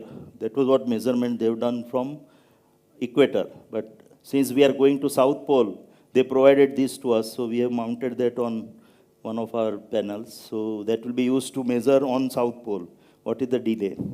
And of course, rover had these two payloads, one laser-induced breakdown spectroscope and alpha particle excess spectroscope from PRL, one from DIOS. So these two sensors for doing the soil experiment, for finding out the chemical and the elemental composition. And as you can see, why we wanted to go on South Pole. Wise people go only to equator, because first time when you are going, you try to go on a smooth surface or a homogeneous surface so that your landing is safe. But last time also we went to South Pole, tried to go to South Pole, because our scientists felt that we should, if at all we are going there, we should go to a new place. Because everybody has gone there and done experiments. So if we go there, land safely, also we'll do same experiment again and again. So no purpose will be served. So why not take a risk and go to South Pole? Only China has traveled up to 45-degree latitude. So we were going to 70 degree. Last time, this time since 70 degree that our lander remnants were there, we slightly shifted it to 69.3 degree this time. Last time the area where we finally identified for landing was 500 by 500 meter. So from the South Pole is full of hazards, craters and boulders. So from that we have to find out a safe area that was 500 by 500 meter. Last time we found that. And based on our algorithm, we tried to land there. Of course, we didn't succeed. That is a separate issue. This time, as I said, we had now our, that moon camera also was there. So using that, we try to improve upon our landing strategy. So we increased the area to 4 by 2.4 kilometers this time, our landing area. And it was at a different place, 69.3 degree. And that's why we tried. This year itself, Israel and Japan had already failed in January and April. The Japanese mission failed. Earlier, Israeli mission failed in landing. And we were to go to South Pole, as you said. So a lot of apprehension was there. And of course, with the failure of last time, our apprehension has increased, even though we try to correct many things. And this time, apart from the 21 changes I told, we put more emphasis on testing. We felt that last time we didn't do enough testing. So we tried to do more and more testing. We tested it in lab, we tested it on drone, we tested it on crane, as if like a lander landing and then taking off. Similarly, we tested it on helicopter, then aircraft. So more emphasis was on testing. So that way we increased our confidence. We tested it in Ahmedabad, we tested it in Bangalore, as well as in Sriharikota. So we tried to work under different conditions also, so that we don't miss out anything. So that way we were confident this time that. And then suddenly out of the blue, on 5th August, Russia suddenly announced that they will go to moon with a lander and they will land on South Pole only. So that was a big setback to us, because we had already started our journey 14 July. And we were to go on 23rd August. And they announced that they will go on, announced on 5th August, they will go on, start on 10th August, reach there on 21. And on South Pole only 70 degrees. So now whatever we do, we will be second only in the exam, because we cannot come first. With knowing Russia and its technology, and they had previous experience of 46 missions. So that was another advantage. But last time they went was in 1976, Luna 24 mission, and this was that Luna 25 mission. So they started on 10th August. It was a very smooth launch. Everything went on perfectly well. And then on 19th August, suddenly they announced that their computer has developed some anomaly, so they are not able to control the engines. But they are working on that and they will try to solve that. And then 20th August, news came that it crash landed onto the moon surface. So India was destined to go there this time first. So And so it was a classic case of that tortoise and hare, which is what happened. So this was that Luna site 25, Luna 25, as I was mentioning. And this was what they planned. Their mission was to last for 1 year. Our mission was only for 14 days. And this was the features of that particular mission. This was how their lander looked like. This was Luna 25. They spent 1,600 crores. We already started our journey, 615 crores. So this was our lander. So this was where we were to land, and they were to land just nearer to our place at 70 degrees. So everything was going against us. Why Putin did so? Although they are winning the Russia-Ukraine war, but people are highly demoralized. So it was a way of trying to boost the morale of the people. He suddenly announced. Of course, it was not that they just announced that. They were working on this mission, and it had many snacks. But landing, they decided maybe in haste. That is what, in retrospect, we can say that. Because enough thought would not have gone through. Just to prove a point and reach before India, he announced like that. That was what it came out. Afterwards, I was discussing with my chairman why it happened like that. Because knowing Russia, with their proven technology of propulsion, engines, their rocket technology, their capabilities, and having already done earlier for 24 times, this was 25th mission of Russia. Why they failed? So, although they are ahead of us in most of the things, but they are poor in software and electronics. And that was what finally led to the doom of this particular mission. So as I said, it was so many people's well wishes have helped. Maybe India was supposed to land this time first. This is what happened that day. We started landing on 23rd. If something would have gone wrong that day initially, before landing, then we had an alternate plan also for landing on 27th. By that time, it would have come to 18 kilometers. So that was our plan B. Say some system, we find that health is not proper or it is not working. Then we would have postponed the launch to 27th. So we started at 30 kilometers. Actually, orbit was 100 by 30 kilometers, but it was actually 125 by 30 that day. So we started 3 minutes earlier, if some of you would have noticed. Instead of 5:58 p.m. landing, we started at 5:55 because of the orbit. So it's 6,000 kilometers, so it first had a parabolic trajectory. So it was, you see, these legs are almost horizontal. So from there it came to 7.4, 6.8, and then up to 800 meters. So by that time it is almost vertical. And by the time, so as I said, when it is moving down, there are 4 engines here. Last time there were 5 engines for there, this time 4 engines. So we fire these engines so that they retard the velocity. And once it reaches here where the velocity is almost 0, we switch off 2 engines. And now from this point on, only 2 engines are working. And so from here it is all vertical descent. So from here to 800 to 150, this is a very crucial point because there all our cameras and other sensors come into picture. They take a lot of pictures, try to compare it with the data already stored into there. So as I said, we have 4 by 2.4 kilometer our area, target area, where center of that it was supposed to land. We divided it into sections of 24 by 24 meters.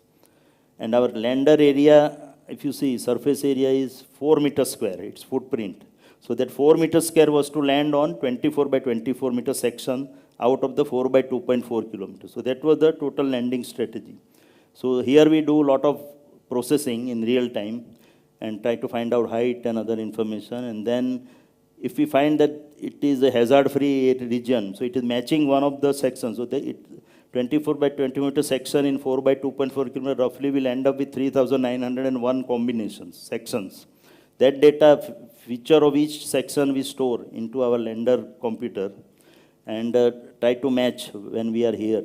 If it matches one of them, then we land straight away down. If it doesn't match it, then we move horizontally and vertically. So it will go from 150 meters to 60 meters. And then again do the same thing and try to land there.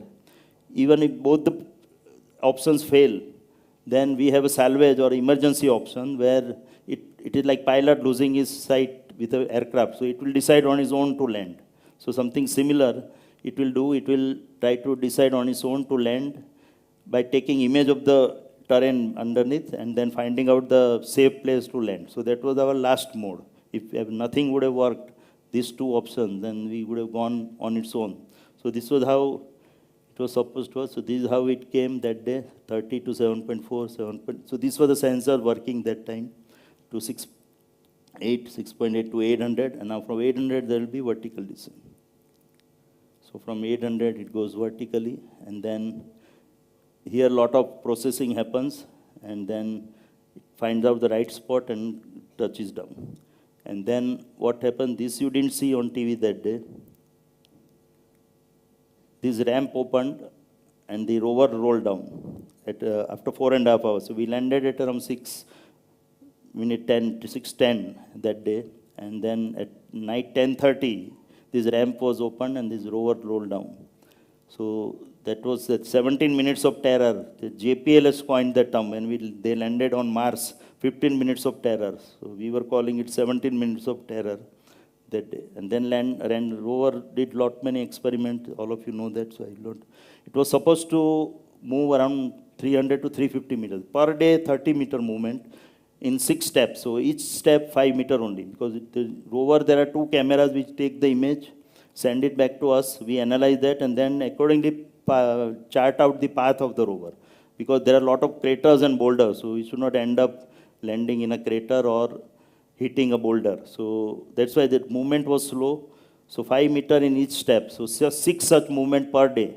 1 earth day is equal to 14, 1 moon day is equal to 14 earth days. So around 10, 11 days we had, so we were supposed to work for 300 to 350 meter movement. It didn't work that way.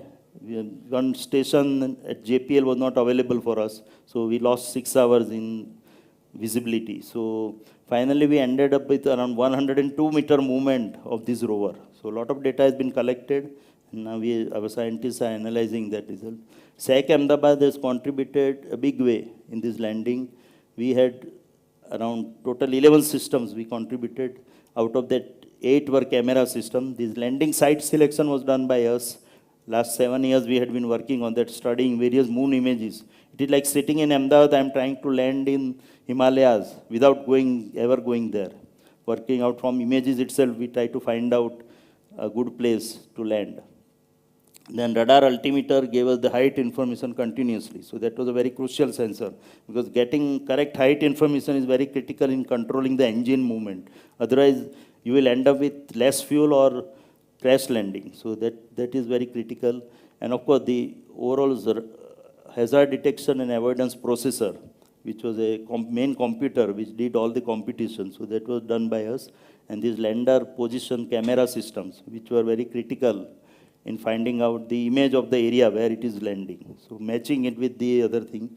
So this was the contribution by us.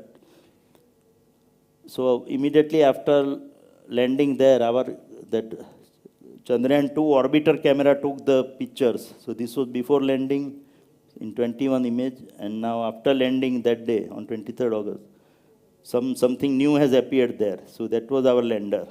And our radar also confirmed that subsequently. So this was and afterwards NASA also confirmed that with the lunar reconnaissance orbiter, that this is the NASA image, but you see our image. NASA image was around 0.5 meters. Our image is very sharp and very focused. So that is what Shiv Shakti point, which Prime Minister has named it. This is the NASA image. So many other experiments also we did. We lifted the lander and put it beside. 15 centimeter it was lifted and then put it, because this experiment we did, lander hop we call it. It is due to lack of time, I will not show each of them. It shows the movement of when in future we want to come back with the samples of the soil and all. So this experiment will help us in understanding how to lift the lander back and bring it back to the earth. So people were asking for proof. So our rover took the image of lander. So it is the same lander which we sent from here with all its antenna and all. So it was standing there. Many experiments have happened, all the seismic array and everything. Now government has notified August 23 to be celebrated as National Space Day in future. And now, what next? That is the natural question. Now, after the hype hype and euphoria generated of Chandrayaan 3. Of course, this is, I always quote Sarabhai's statement. He said that we want to use space research and technology for the benefit of common man and society. That was his famous statement when we started our space program. After that, he said two sentences. I always hide that sentence. They say that we are not here to compete with advanced countries to go to moon or Mars or put man in space. And today, if you see, ISRO is doing Chandrayaan, Mangalyaan or Gaganyaan, which is putting man in space. So what Sarabhai said, don't do it. We are doing that only. That it may appear like that, but it is not that. All of you know better. We are doing remote sensing, we are doing communication, navigation. So that is our main 80% work or 90% work. 10% work is only this. Such missions come only once in 10 years. So, but now it is necessary to do those technologies also, because as I said, nobody gives you these technologies of landing and all that. Now we are going to work on a joint lunar polar exploration. This time we went up to 70 degree. This mission will go up to 90 degree. So observing the other dark side of the moon, then landing a very, very huge rover. Our rover was only 30 kg this time. This is 350 kg rover to be taken. So lander is also very big. So it is to be, and we are attempting now, Japanese have already launched one moon mission on 7th September. So that will do precise landing. So this technology will be useful here also.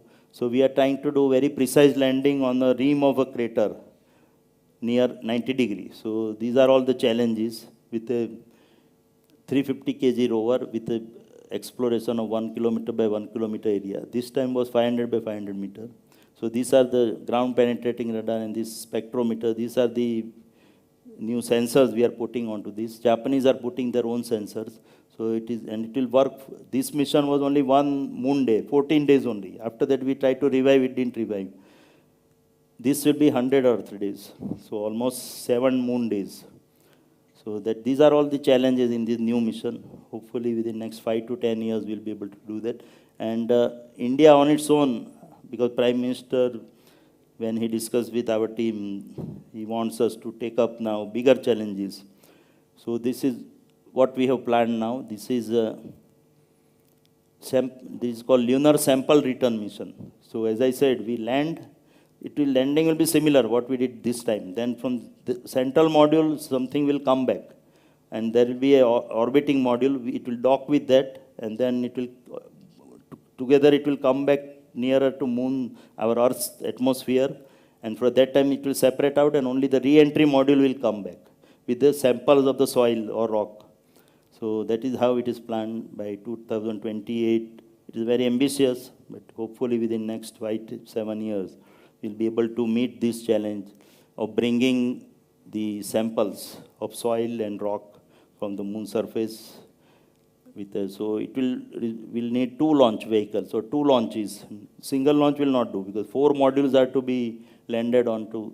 The 2 will remain in the orbit, and the lander will go down, and from that the what we call ascender module only will get separated. Central portion will get separated out and come back.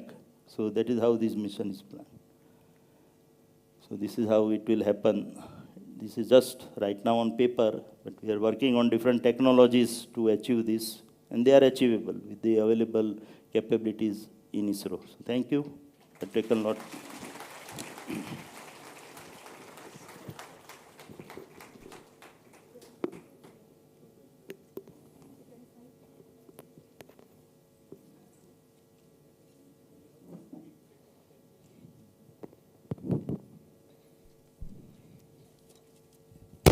A great thanks to you, sir, for your informative talk on various space application and development at SAC. अभी वक्त है एक छोटे अल्पविराम का। उसके बाद हमारा वैज्ञानिक सत्र और पुरस्कार समारोह आयोजित किया जाएगा। आप सभी से अनुरोध है कि आप अपना स्थान 12:05 पर ग्रहण करें। इससे हमें अपना वैज्ञानिक सत्र समय पर प्रारंभ करने के लिए सहायता मिलेगी। अब हम आप सभी को मेघदूत हॉल के बेसमेंट में विशिष्ट जलपान के लिए आमंत्रित करते हैं। Now it's time for a short break. Afterwards, we have our scientific session and presentation of awards. Now we would like to invite you all for high tea session at basement of Mehetu Hall, and I request all to gather here before 12:05. Thank you.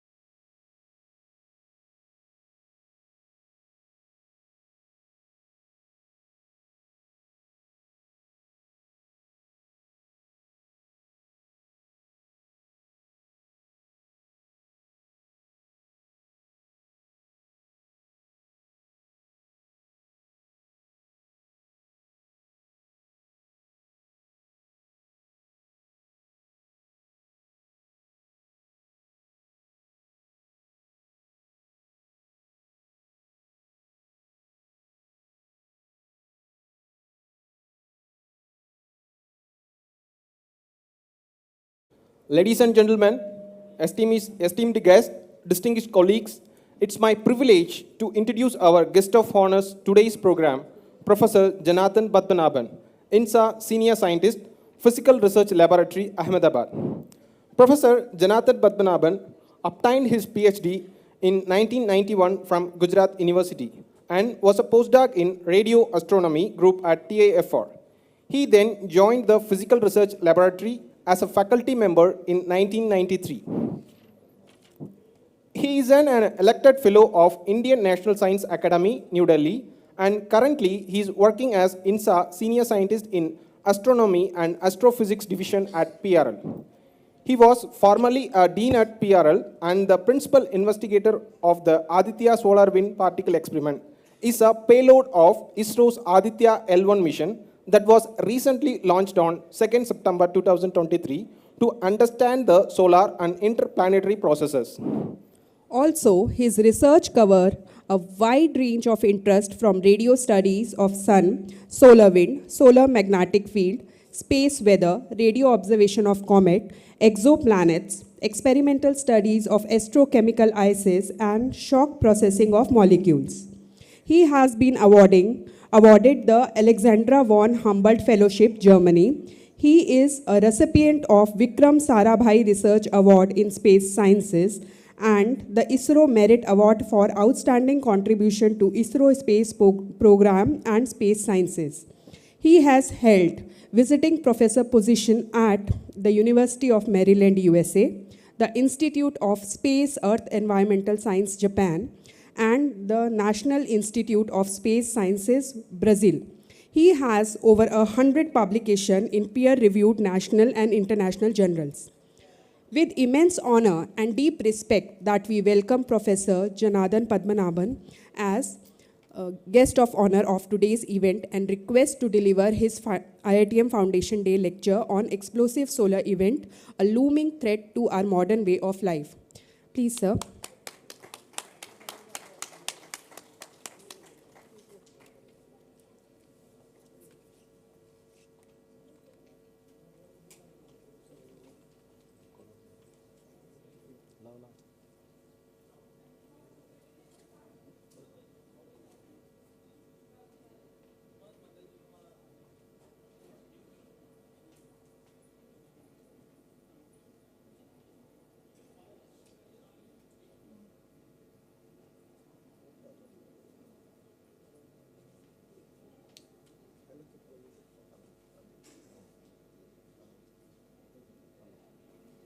Hello. Hello. Hello. Hello. Hello. Is it audible? Hello.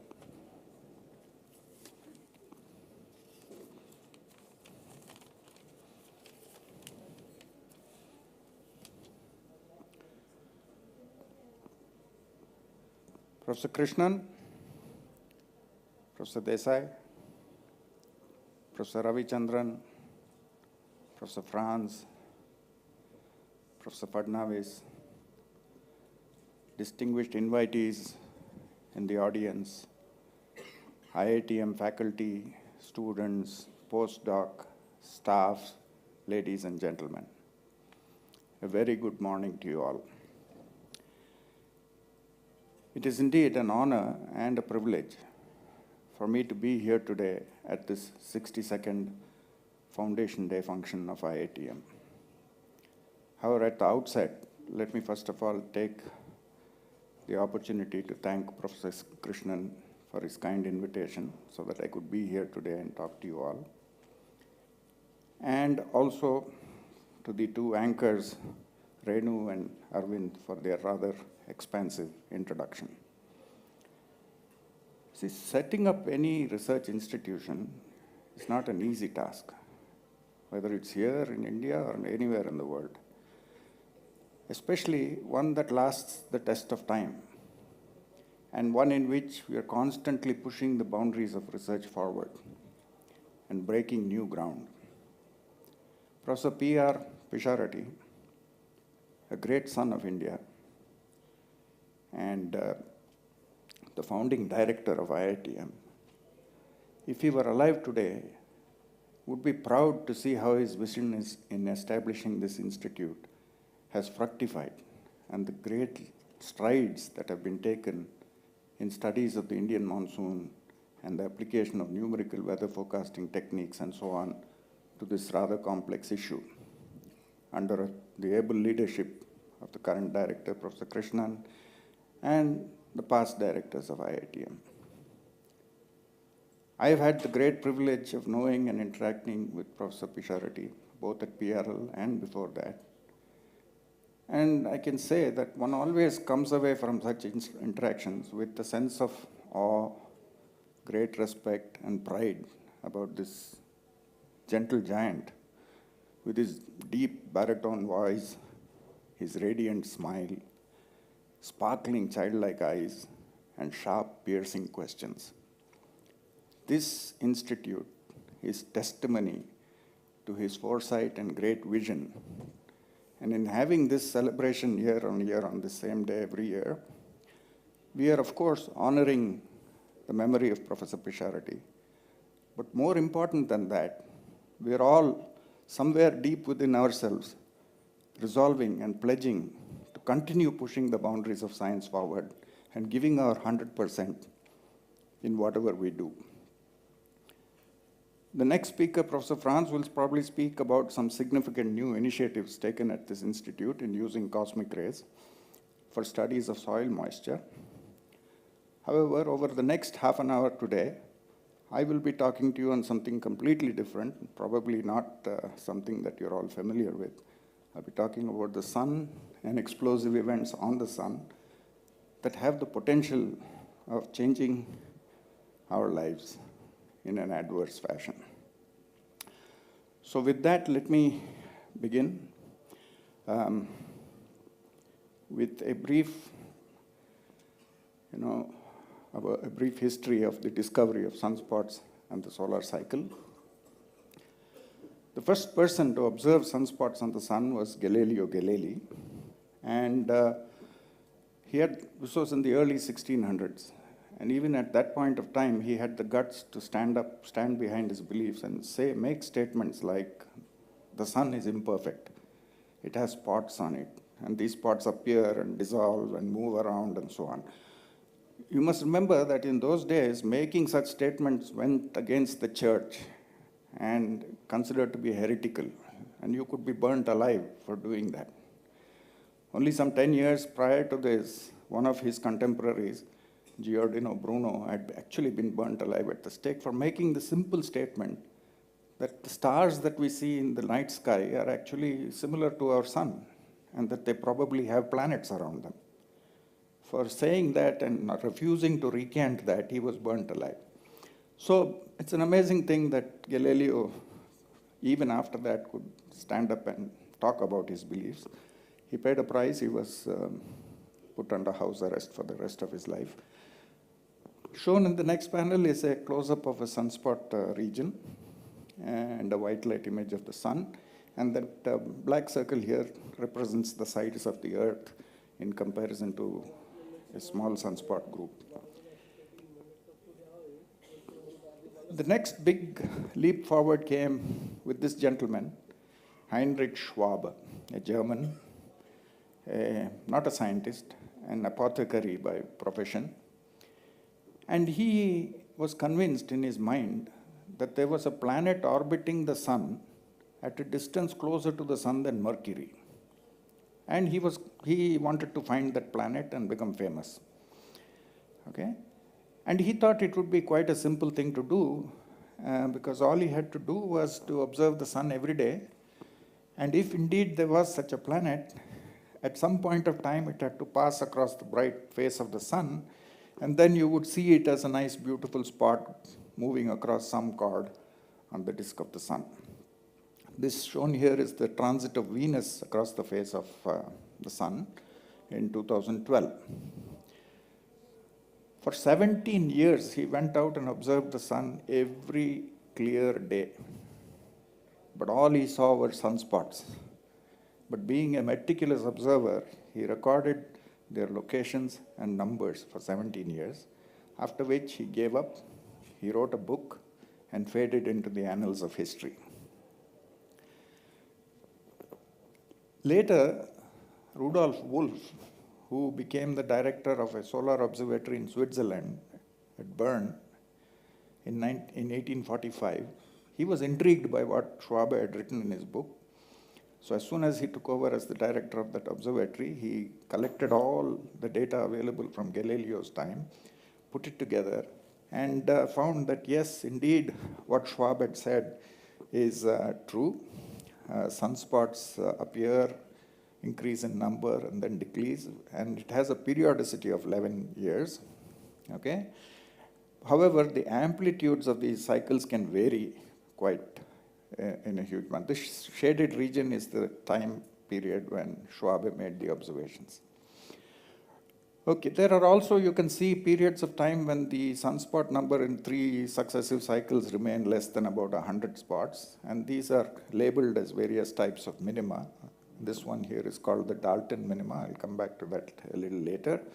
And what Rudolf Wolf did was label the cycle starting in 1755, because that was the first cycle for which we had complete data set, as solar cycle 1. I've shown here 9 solar cycles, but we are currently in solar cycle 25. Okay? The next step,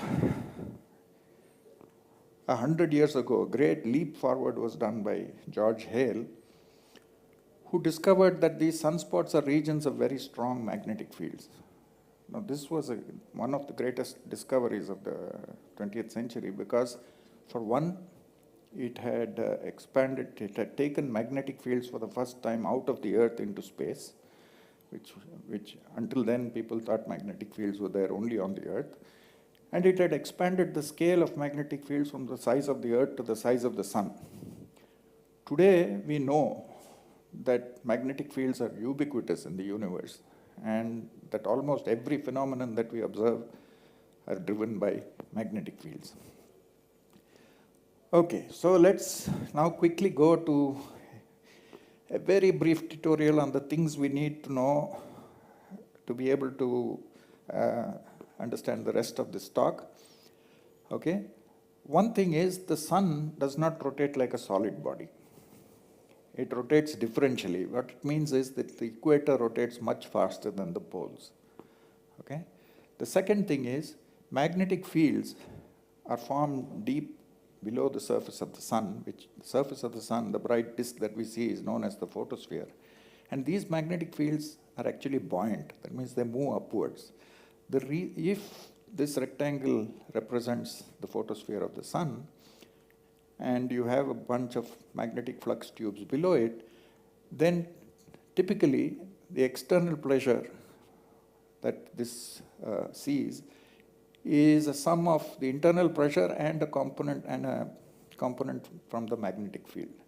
Therefore, in general, the internal pressure will be less than the external pressure. So these field lines will be pushed up.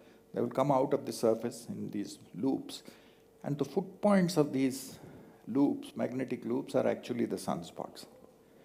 So sunspots come in pairs with a polarity north and south.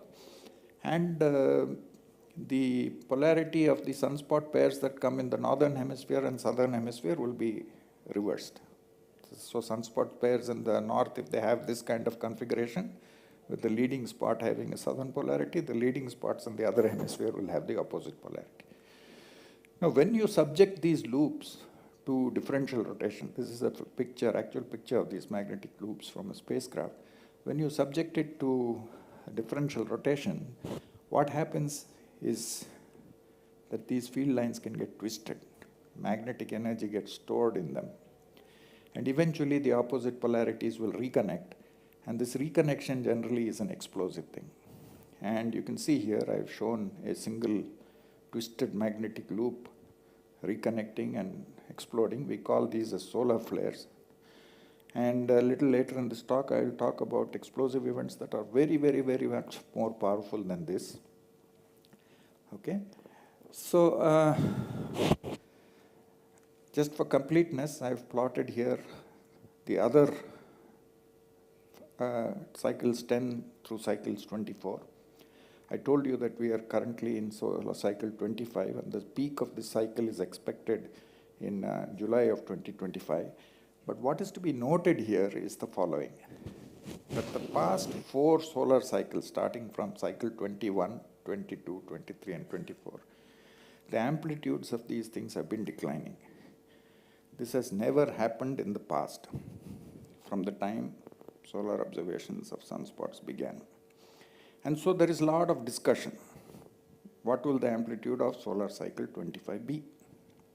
At this point of time, we know that it's going to be more than cycle 24 because it has already exceeded cycle 24. Okay? But still, people are writing papers on how high it will be and so on. We have our own papers on that, but that is a topic for another talk. Right, now let us look at another aspect of the sun. Today, with the technology that we have that sits in space, we can actually create an artificial eclipse of the sun. So this is from a spacecraft, okay? It holds a disk out to block the bright surface of the sun. This blue thing is a disk, an artificial disk, and this circle here represents the location of the sun behind the disk. So such an equipment is called a coronagraph, because the atmosphere of the sun is known as the corona. So when you use a coronagraph to block out the sun, you can actually recreate the conditions of a lunar eclipse, of a solar eclipse that you have due to the moon, and you can see this corona. And at solar maximum and solar minimum, this thing behaves in completely different ways. That is solar maximum. You can see these violent explosions happening on the sun. These are coronal mass ejections. And this is solar minimum. The sun is quite sedate and peaceful, and here it's violent and explosive. In fact, the Greeks have a god called Janus, who is supposed to have 2 heads. He's called two-headed Janus. One head is always smiling and laughing, and the other is always grumpy and angry. So this is the kind of two-faced sun that we have. At solar maximum, it is grumpy and angry, and solar minimum, it is more sedate. Point to note is that each of these explosions throw out 10 to the 13 kg of mass, traveling anywhere between 1,500 to 3,000 kilometers per second. Okay? Now 10 to the 13 kg, 10 billion tons of matter. B with a billion for a billion. And at the rate of 1 ejection per day, this is equal to 10 to the 8 kgs per second. And the solar wind, the mass that the solar wind carries away out of the sun itself is only 2 into 10 to the 9 kgs per second. So you can see that at solar maximum, these things which we call coronal mass ejections account for something like 5% of the solar wind mass flux, which is humongous. Okay, now coronagraphs can also very beautifully detect comets that come close to the sun. This is comet Hyakutake. And these things moving are actually the stars in the background. Right. The question that we need to ask, 10 billion tons of matter are hurtling towards the Earth. What happens if this matter comes and directly hits the Earth's magnetosphere? So here's the Earth. This is the sunward side of the magnetosphere and the tailward side. Now typically when this matter comes and hits, one thing, it will compress the solar wind dynamic pressure that is associated with these things will compress the Earth's magnetosphere on the sunward side, which you can see here. But the point is, if this thing drags along with it a southward component of the interplanetary magnetic field, then we know that the Earth's magnetic field goes like this. The northern polarity is in the, you imagine that the sun has a magnet inside, and the north pole of that magnet is in the south, and the south pole is in the north. That is why a compass points to the north. So the Earth's magnetic field goes in this direction, and if you had a southward component here, you will get a reconnection of the magnetic fields here. And then all of these particles, which are energized by the shock fronts in these CMEs, can actually enter into our atmosphere. And the question is, what does it do? Now, for a CME to come and hit the Earth, it has to take place at the center of the sun. Because the Sun-Earth line is actually coming out of the screen at us. So we are the Earth and this material. Now you can identify such CMEs because if it happens at the center of the sun and it expands radially outwards, after some time you will see it as a beautiful halo all around this occulting disk. So such CMEs are called halo CMEs. And these halo CMEs are the dangerous fellows because they're headed directly towards the Earth. And if you had a halo CME and a southward component of magnetic field, then there's going to be trouble. Now, what is the signature of one of these things hitting the Earth? Okay, the signature of that is shown here, and it is measured through a quantity. We call them as geomagnetic storms, and the quantity that we measure is called the DST index. We don't have to worry about all of this. Basically, what happens when the CME hits the Earth's magnetosphere is that the Earth's magnetic field responds by declining, shows a sharp decline and a slow recovery.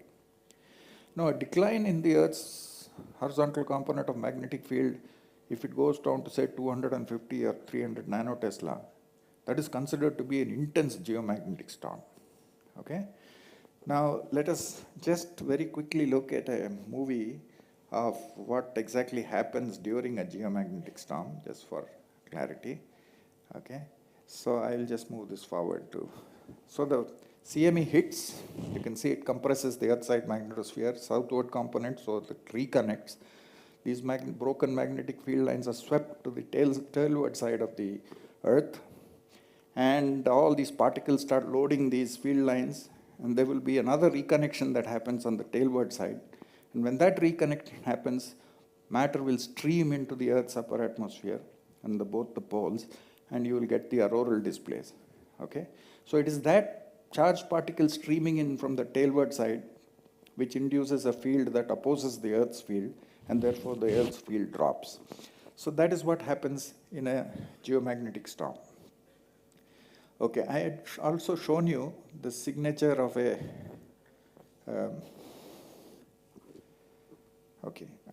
I had shown you an intense geomagnetic storm saying minus 250 nanotesla. Here was a geomagnetic storm that took place on 1st September 1859. And the Earth's field went down by 1600 nanotesla. This happened in 1859, but some of you may be surprised to know that we have a magnetic observatory in Colaba, Bombay, close to Bombay, which has been observing these fluctuations in the Earth's magnetic field from 1845.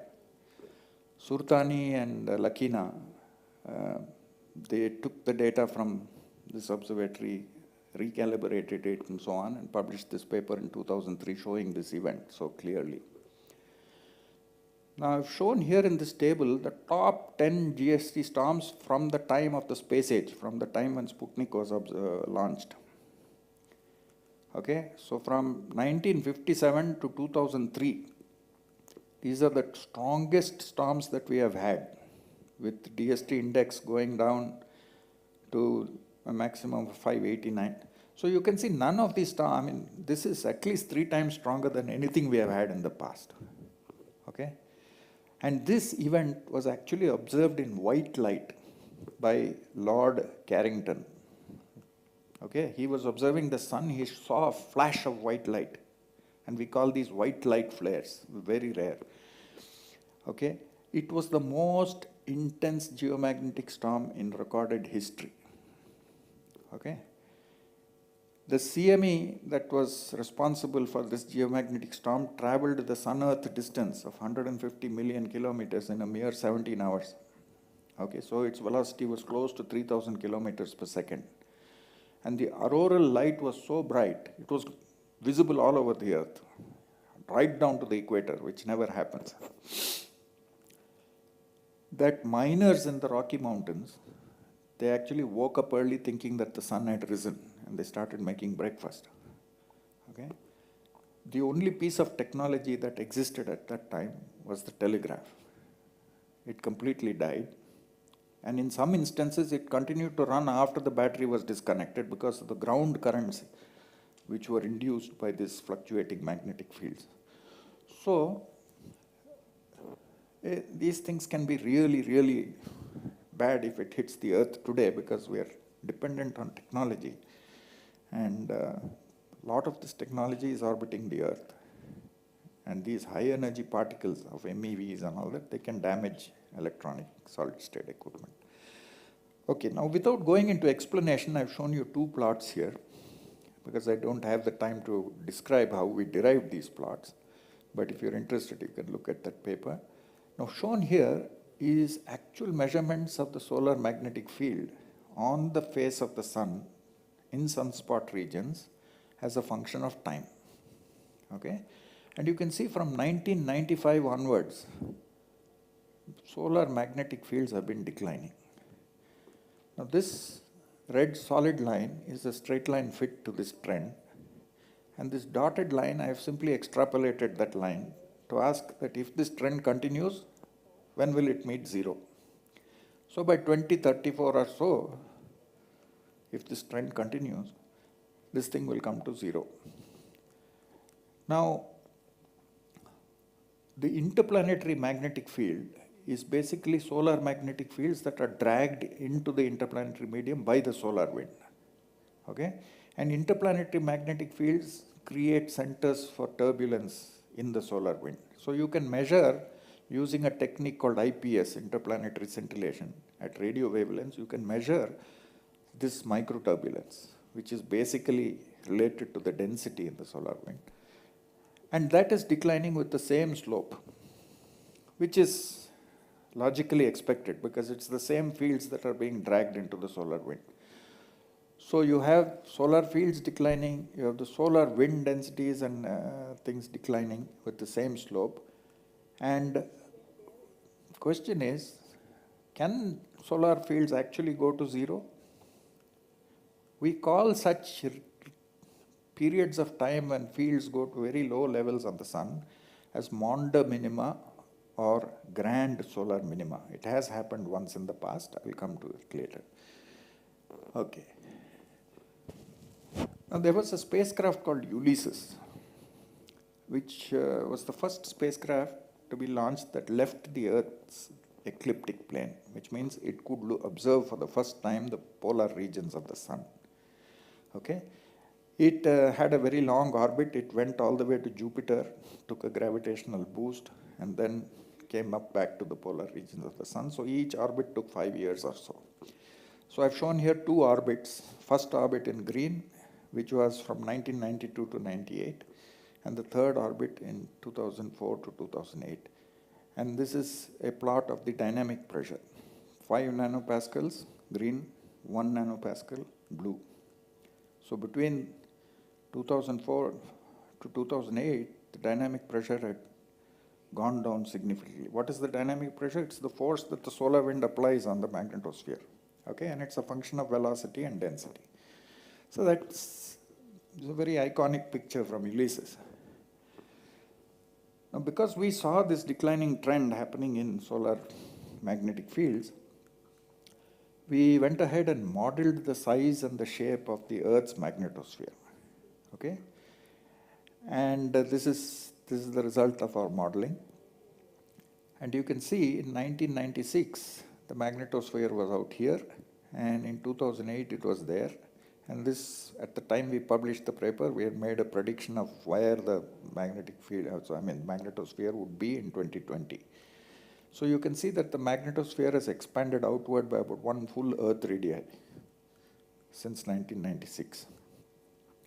Okay? And from the same data, you can, what Ulysses had seen in those two orbits, you can plot it again. The black dots, dynamic pressure is a function of the polar field of the sun. The black dots represent the period from 75 to 1994. The red dots from 1995 to 2017. So you clearly see that the dynamic pressure in this region, in this period, is much, much lower. Okay. Now, what are the implications if a CME comes and hits the magnetosphere? Here is the Earth's magnetosphere. This is the magnetosphere standoff distance, which is typically at 10 Earth radii. This is the bow shock, of the Earth, typically at 14 Earth radii. And this red circle here is the geostationary orbit in which we park a lot of our satellites today. And that is at 6.6 Earth radii. Okay. So the first thing that happens when CME hits the Earth and you have the right conditions, southward pointing field and all that, charged particles will enter. Okay. And here's, I've shown a CME, and the snow that you see following the CME is actually these charged particles hitting the detector. Okay.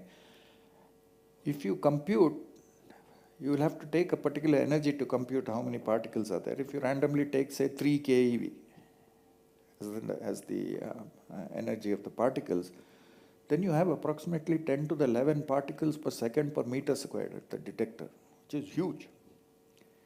Now, if you had 1 MeV particles, and if you say that 1 MeV particles will be, say, 3 orders of magnitude less than this, it still represents about 10 to the 8 particles per second per meter squared, which is huge. And such MeV energetic particles can completely destroy your satellite because it will cause charging, it will cause what we call single event upsets. Solid state equipment, of course, cannot, you have to be very careful with that. Okay, so that is one. One is that solar panels can get degraded and so on and so forth. So, question is, Earth-directed CME, I'm making a statement, pose a clear and present danger to satellite system. Question is why? Okay. One reason I have told you up there.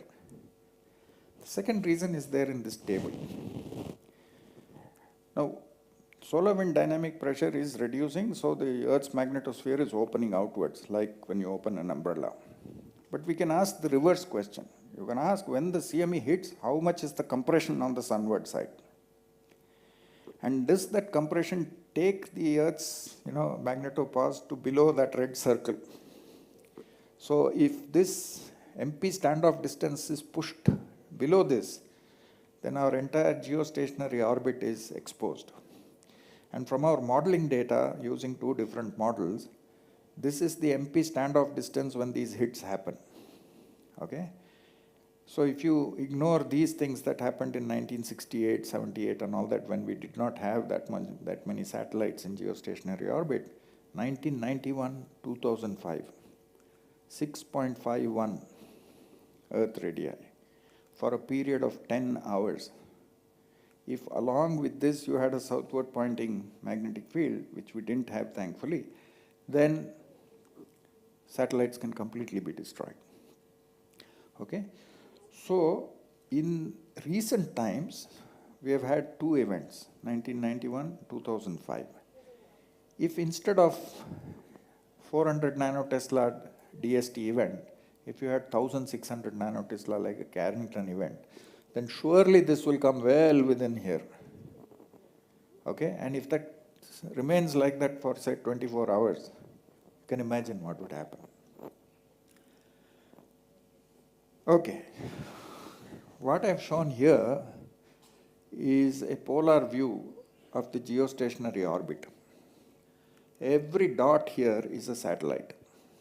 All these dots are also satellites, and all these dots are also low Earth orbiting satellites. Okay? So this is at 6 point, this is our geostationary orbit. And today we are so tied into technology that all commerce, banking, online shopping, internet, and the younger generation especially, they have to look at WhatsApp even before they brush their teeth. So we're completely tied into this. If this orbit is destroyed, or if, say, half a dozen satellites fail, finished, you're cut off from the banking system and commerce. There will be panic on the Earth. Okay? So that is why I'm saying that the type of event like this can be completely catastrophic. Okay, now let us come to an aspect that I had mentioned but not expanded on. That is the Maunder minimum. So at that time I'd asked the question, can the fields actually go to 0, photospheric magnetic fields? Now here I plotted all the solar cycles from 1600 to 2000. And there was a period of time, 1645 to 1715, when you had hardly any spots on the sun. This was roughly the time that, Galileo was observing, a little before that. So such periods are known as maunder minima, okay? Which means that the sun can be forced into a condition where it can actually go into a maunder minimum. Now, why is understanding how this happens important? Because during this period of time, we had a global cooling, which was very significant. It became so much and so extended that artists actually started making paintings. This is a painting of the frozen Thames River. It has since then never been frozen after that. The Thames River froze, the canals in Amsterdam froze, and so on. So the question that this raises is, are such periods, are sunspots somehow related to cooling on the earth? Okay, it's a valid question to ask. This Dalton minimum, which I showed you before, there was cooling during the Dalton minimum also. Okay, in fact, a couple of years in the Dalton minimum were known as the year with no summers. So if you try to investigate what happened that during the Dalton minimum, then you come into roadblocks, because although there was a period of global cooling, there was also Mount Tambora in Indonesia, April 1815. And Mount Tambora was the strongest volcanic explosion in the recorded history of mankind. Huge. Okay? And so a volcanic explosion, what does it do? Tons and tons of aerosols are put into the upper atmosphere, which will cause cloud seeding and clouds, rain, importantly albedo. So some of the cooling that happened in this period can be attributed to Tambora. So point I'm trying to make is it's difficult to disentangle one effect from the other. Okay? So this question about whether a low period of sunspot activity or low solar magnetic fields can cause cooling is an open question being investigated today. Okay? So I've shown here, this is the sunspot cycle in light blue, which you can barely see. I've just taken the plot from a paper, so I'm not responsible for making these colors. And the sunspot-less days in that year. Okay? So cycle 23 had some 282 or so days, 265 to 262 to 265 days in a year which had no sunspots. Cycle 24, 274 days. Okay? Now what happens when you have a low solar magnetic field? The cosmic ray flux on the earth increases, because cosmic rays are basically charged particles, mostly protons, and they will be deflected by strong magnetic fields. So when you have a solar maximum, you will get less cosmic rays on the earth. And if you have a maunder minimum, the cosmic ray flux will go up enormously. Okay? And here you can see just one plot from the same paper of the galactic cosmic ray intensity. The blue one is in cycle 24, the black is in cycle 23, and you can see clearly that the blue one is much more intense than the black curve. Okay? Now there is an experiment that is currently ongoing at CERN in Switzerland, which is called cosmic sleeving outdoor droplets, or CLOUD. What they are trying to do, they have built a huge Wilson cloud chamber, something like 6 meters in diameter. And then they are bombarding using their beamline. This is a particle accelerator actually. So they have a proton beam. So they are bombarding that Wilson chamber with protons, energetic protons. And the idea is to see what is the influence of galactic cosmic rays on aerosols and clouds and their implication for the climate. Okay? So basically they are trying to simulate the conditions of cosmic rays interacting with and forming clouds, because clouds exert a strong influence on the Earth's energy balance. Okay? Now, we have to note that cosmic ray intensities have been the highest levels in the start of the space age, currently. because of this weakening field that I showed you about. Right.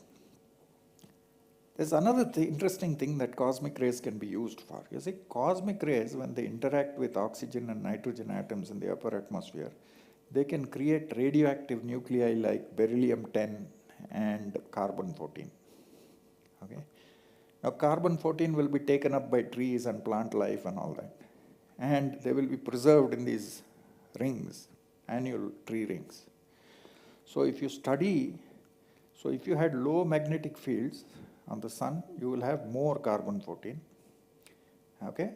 So the amount of carbon-14 year to year is a proxy for how active the sun has been or not. So you can use tree rings to regenerate past solar cycles and solar activity. The same thing you can do with beryllium-10. And most of the beryllium-10 that we study are preserved in the ice caps on the North Pole and the South Pole, because continuously it's snowing, beryllium-10 falls and it's covered by a layer of snow, another layer falls, and so on. Beryllium-10 has a half-life of 1.5 million years, and carbon has some 5,700 years or so. So you can use these two as a proxy for, and they drill out these huge cores in the polar ice caps. This is a core from Greenland. And they've actually gone down something like 15 kilometers or even 20, 25 kilometers. And technology is now available to very carefully study the carbon-14 and beryllium-10.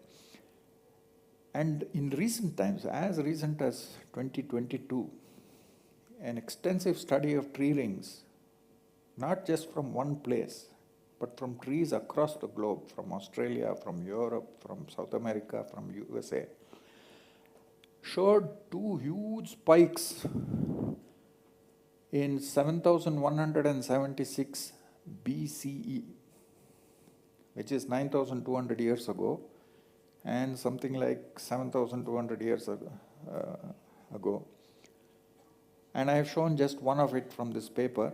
There's a huge spike here, okay, corresponding to 7,176. The resolution is actually good enough to give you year on year. And this blue curve is a Monte Carlo simulation of the same data.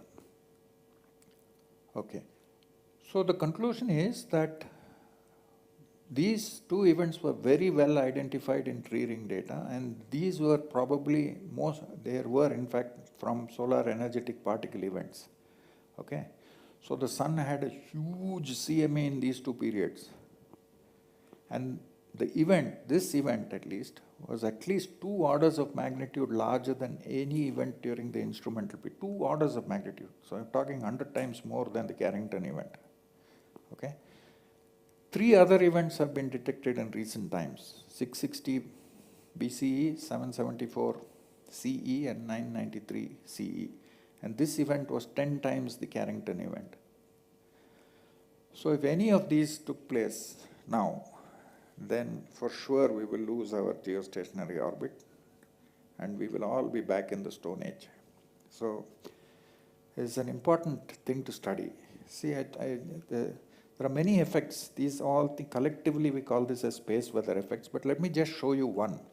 You know, the fluctuating currents, magnetic field from the electrojet, which is a current that moves in the upper atmosphere, induces voltage potential on the Earth's surface.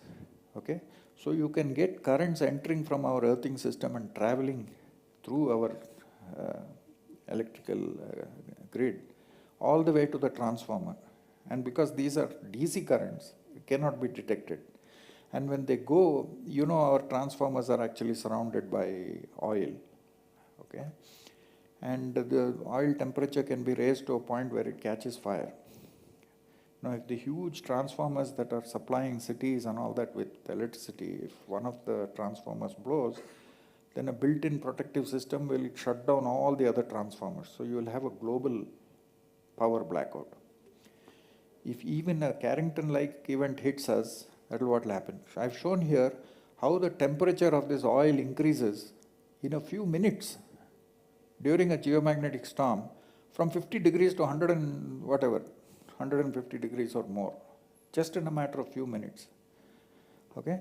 So There are other events, but I don't have the time to, other, space weather effects like radiation exposure to astronauts, single event upsets on satellites, and so on and so forth. But I will leave it at that. And just one slide on Aditya. We at PRL, we built an experiment called ASPEX, okay, which is the Aditya Solar Wind Particle Experiment. Okay. The idea is to study these energetic particles which are coming from the sun and their distribution in space and their directions. Okay. To know how these particles are accelerated and in what directions they come, do they have any preferred direction, and so on. Now, if you look at this, here is a fluence of oxygen particles as a function of energy. And our experiment aspects has two components. One is called SWIS, okay, solar wind ion spectrometer, and that measures the low energy region up to 20 keV. The fast and slow solar wind end at 3 keV energies. So the question is, how the hell does things accelerate all the way to MeVs? We don't know so far. Okay, what is the mechanism? So the idea is that Aditya can help do that, and Aditya is going to this point L1, and this shows a plot of the potential energy, gravitational potential energy. So the sun is actually sitting on a potential well here, and the Earth in a much smaller well. So this region is L1, which is a stable region. It is not as stable as L4 and L5, which are large stable regions. And so some amount of moving the satellite, if it drifts this way, it will be lost. If it drifts the other way, it will be lost. So some amount of fuel is required to keep the satellite in L1, but a very minimal amount of fuel. So we are expecting that once Aditya reaches L1, the fuel remaining on it will last for about 5 years or so, and we can continue doing our experiments. So any two-body system has these 5 Lagrangian points. L4 and L5 are the most stable. L1, L2, 3, and L3 are on the Sun-Earth line. Okay, so there is another thing, the alpha to proton ratio, alpha particle to proton ratio, goes up enormously when CMEs arrive at the Earth, which means the CME is bringing in a lot of alpha particles. Okay, so this can be used as a compositional flag, and our experiment is actually separating, protons and alphas, so that we can detect CMEs, CIRs, and all, and we are looking in many directions, in 6 different directions: sunward, earthward, Parker spiral, and so on. So that is the idea behind the Aditya experiment. I don't have the time to get into the other experiments, so let me close here. I think I've nearly taken up all the time that I have. And with these 2 statements, Mark Twain, I really appreciate this guy for the kind of things he has said. There is something fascinating about science. One gets such wholesale returns of conjecture out of such a trifling investment of fact. And this is what keeps us all going as scientists. You put in a very little investment, but what you get back is can change the world. Okay, if you're and Vikram Sarabhai, amazing person. I like this statement of his. It is necessary in creative work to be able to see squirrels and birds, and I do a little bit of bird photography in my spare time. So thank you all for your attention, and I'll be happy to take any questions if you have.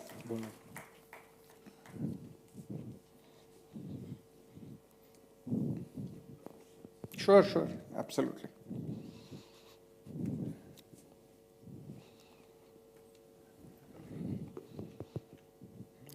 Some questions if people have.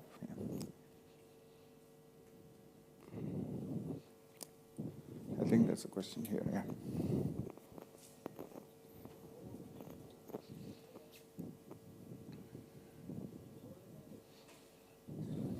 Thanks, Sunny. Good afternoon. My question is, when is next minima is expected after Maunder and this minima? See, we cannot predict when it will come, but people have reconstructed the solar cycles in the past using carbon-14. So they have looked at 11,200 years of data, which is a large number of solar cycles.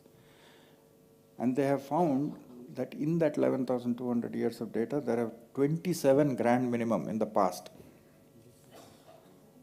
So then they have taken that data and put in the models that they use now to generate the solar cycle and tried to tweak the model to see when it will go to zero.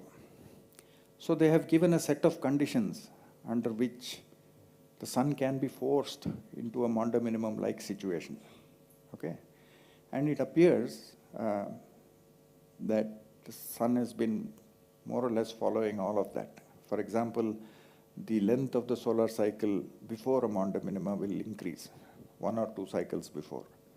So cycle 23, we had an extended minimum.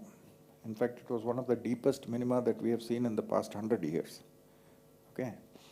Then there is something called the meridional circulation that transports magnetic flux from the equator to the poles in both hemispheres. Okay. Generally, this meridional, the rate at which this flux is carried to the poles remains fixed. But one of the conditions that came out of this modeling was that if this rate varies, with time, then it's an indication that we are on the verge of a Maunder minimum. Cycle 23, the meridional flux varied from 8 kilometers to 14 kilometers and back to 9 kilometers per second and so on. So it seems to be meeting the condition. The trend which I showed you is in fact continuing to the present day. That paper we published quite some time ago, even today, that same trend is continuing. So it appears that we are on track to go below, but to throw a spanner in the works, nothing is ever easy. This solar cycle 25, which I was hoping would be less than 24, is not less than 24. So nothing is ever straightforward in this game. I mean, that's what makes it interesting.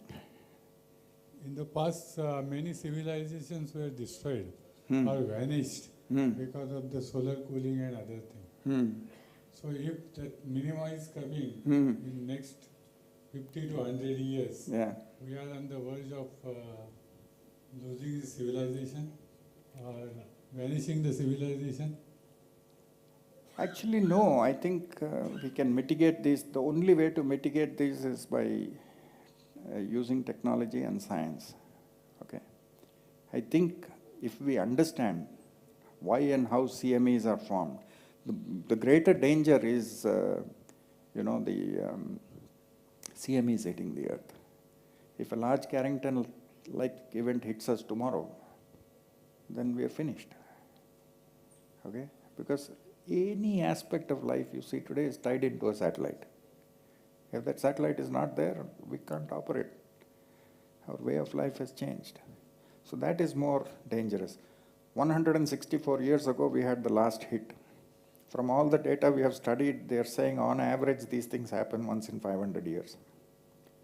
Okay? It could happen once in 100 years, it could happen tomorrow, we don't know.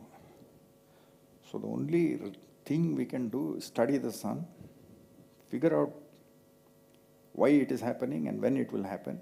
And even if we get a predictive time of a few hours, we can turn off the satellites. Okay? We can build our satellites to have some kind of shield which comes down, protects, whatever. So that's our only hope. Okay? 65 million years ago, civilization was, or whatever life was there, was destroyed by a meteor hit. Today we have telescopes that search the sky for near-Earth meteorites, and we have plans of actually deviating their orbits and so on. So mankind is very, very innovative. All you have to do is identify a problem. Once you identify the problem, then studying it and solving it is a matter of time. Thank you, Janardhan. Excellent. Jerry is my good friend. Brilliant talk, Jerry. Thanks. Yeah. See, you were talking about the modern minimum you showed it. So are those signatures seen on the tree ring data? No, in this, yes. The signatures of Activity in the sun's magnetic field have they recorded? basically the carbon-14 data is what you see. So if you see a spike in the carbon-14, you can estimate how low the magnetic fields were. So they have identified 27 grand minima. That means these grand minima typically last for several solar cycles. The one that happened in 1715, that lasted for 70 years, okay, which is 6 solar cycles. So you will see that in the So for, tree rate. yeah, for 60, 70 years, if you see continuously high spike in carbon, then you know there's a, and they have identified 27 grand minima in the past data. And they concluded that, which means the sun can be forced into a grand minima like situation. So all you have to do is model the solar cycle and figure out what conditions that you have to put in there to kill this. And people like Arnab Rai Chaudhary and IISc were behind this modeling. Okay. Very nice talk. Yeah, thank you. Okay. I had a piece of paper here. I'll put it back. Okay. I have to- Yeah. Sir, I have a question. You told that L4 and L5 is more stable. So why L1, why not L4 and L5? ISRO put Aditya at L1. So why it is L1? Why not for L4? And it can be more stable for more days. L4. Yeah, but L4 is ahead of the Earth, L5 is behind the Earth. We want to see fellows who are coming directly at the Earth. Okay?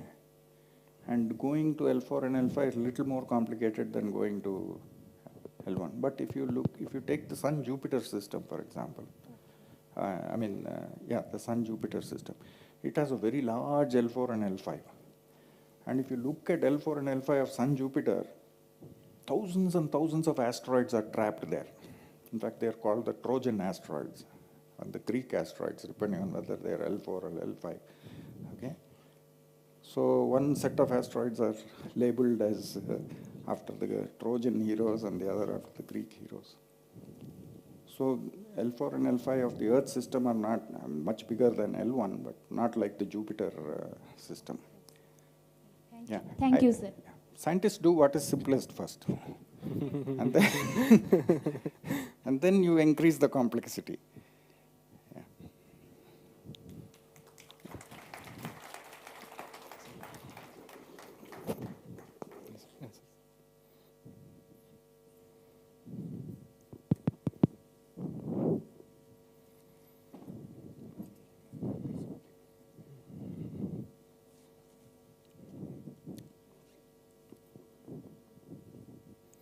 Thank you, sir, for such an enlightening lecture on explosive solar events. Now, we will move forward with next talk.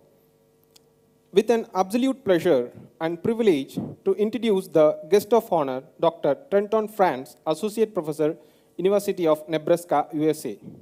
Dr. Franz's research activities are deeply interdisciplinary, above the traditional boundaries between ecology, hydrology, agronomy, and geophysics. His lab employs the innovative technology, specifically a high-tech cosmic ray sensor, to measure real-time soil moisture.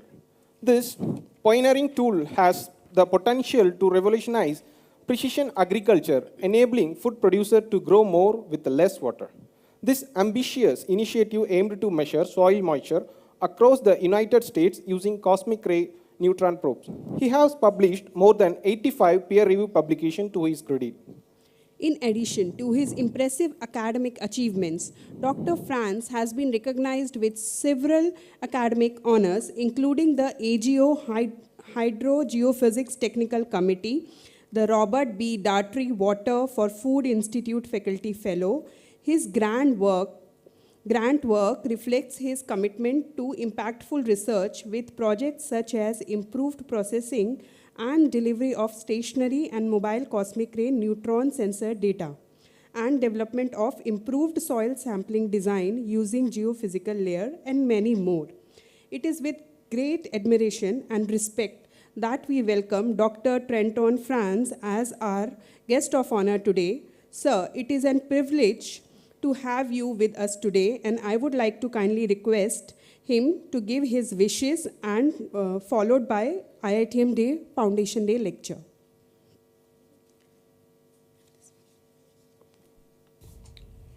Namaste.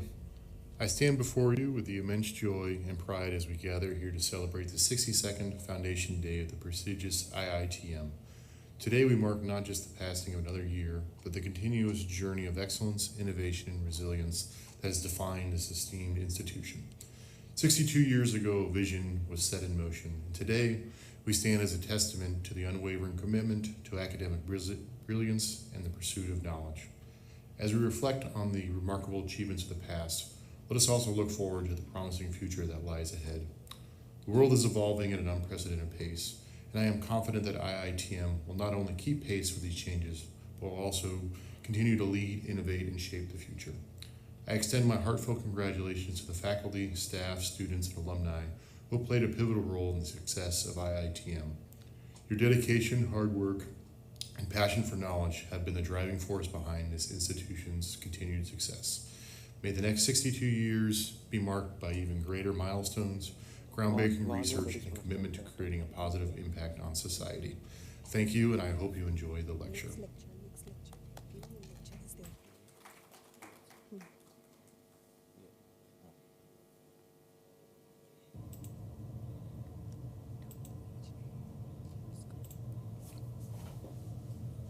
Hello, my name is Trenton Franz. I'm an associate professor of hydrogeophysics at the University of Nebraska-Lincoln. Today I'll be talking to you about cosmic ray neutron sensors and using those to help think about a sensor across India. So first of all, I'd like to thank the organizers for inviting me to this seminar. Unfortunately, I wasn't able to join in person. I had some challenges with my visa, but I hope to meet some of you in the future. So what is a cosmic ray neutron sensor? So it's a soil moisture device that measures neutron counts passively. So the pictures shown below, there's a couple of different sensors that we put in the last couple of years, one in Bolivia, one in Nepal this past June, and these are part of a global cosmos project with the United Nations. So I'd like to start off my presentation by three take-home messages, as well as what I'll be covering in this talk. So first of all is that cosmic ray neutron sensors, or CNRS, are a proven technology for landscape scale soil moisture monitoring, and they really are needed to complement remote sensing as well as numerical models.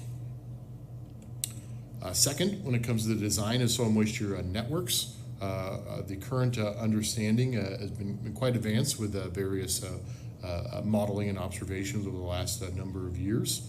And so we're thinking about using in situ soil moisture monitoring for data interpolation, we need about 30 stations per 1 million square kilometers. In terms of data assimilation, it was found you need about 141 stations per 1 million square kilometers. So with India, the size of 3.3 million square kilometers, that means that you need about 100 stations across the country to be sufficient for data interpolation, or about 460 for data assimilation. All right, so what is the economic feasibility of putting in these types of networks?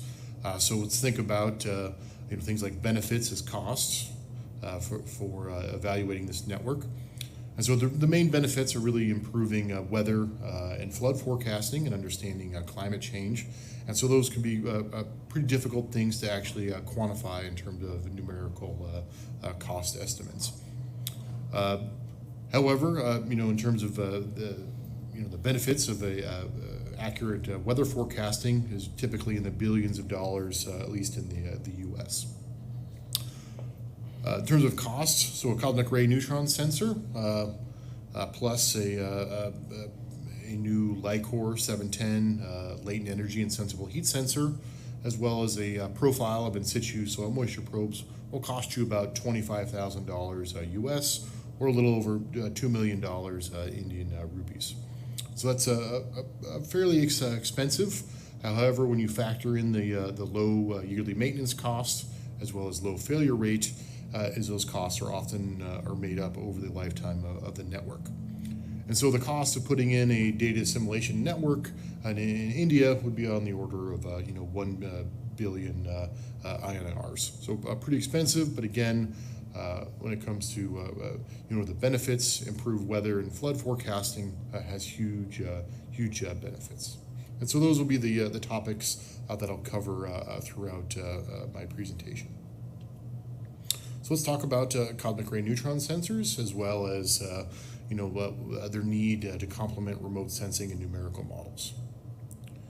So the key question is, cosmic ray neutron sensors, as I just said, are pretty expensive. And so why do we need these? If we have low cost soil moisture sensors you can make for a few tens of US dollars. We have remote sensing products as well as numerical modeling products for soil moisture. So I want to start off with explaining an experiment that we've done throughout my work with the cosmic ray neutron sensors, and it's really how we calibrate the sensor. So the sensor sees over about a 300 meter radius circle.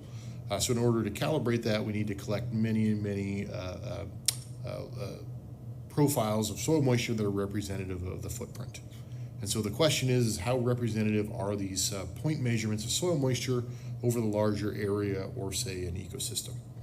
So in how we do this with the cosmic ray sensors, we collect information at these black X's. So that's every 60 degrees at radii of 25, 75, and 200 meters, where those X's are representative of those larger areas in that footprint, and then we average those all together. All right, so let's do an experiment. And so this is from some initial results from one of the first sensors that we put in Arizona in 2010. So this is what the sensor looks like. And so we have a graph of soil moisture on the left of one of these profiles. So we have the depth from 0 to 30 centimeters. So that's about how far the sensor sees down. And we have a profile of volumetric water content going from 35 or so water content down to about 10% or 0.1 cubic meters per cubic meters. All right, so we have a second profile, the red one shown here, that's dry on the surface, wet at the intermediate zone, and then dry again below. And we can also have a much drier profile shown in green here. So the question is, which of these profiles is representative of the overall ecosystem footprint? Is it one of the individual profiles? Is it the blue and blue-green of them, or some combination of them? And so the right answer is that these are just 3 of the profiles amongst the 18 or so that we had for this footprint. So all of them were indeed correct.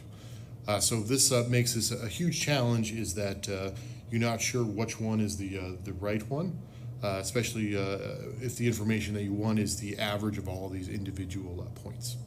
So another observation is that the range of individual profiles, from about 5% up to about 30% is really the expected range of water content for the site. So on a single day in a snapshot, you can have a point profile being anywhere in that expected range of water content. So that creates a huge challenge.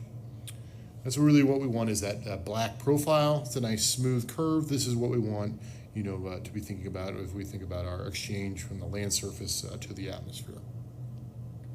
So we repeated this experiment many times now. So this is just some examples from the original Cosmic Ray project all across the United States.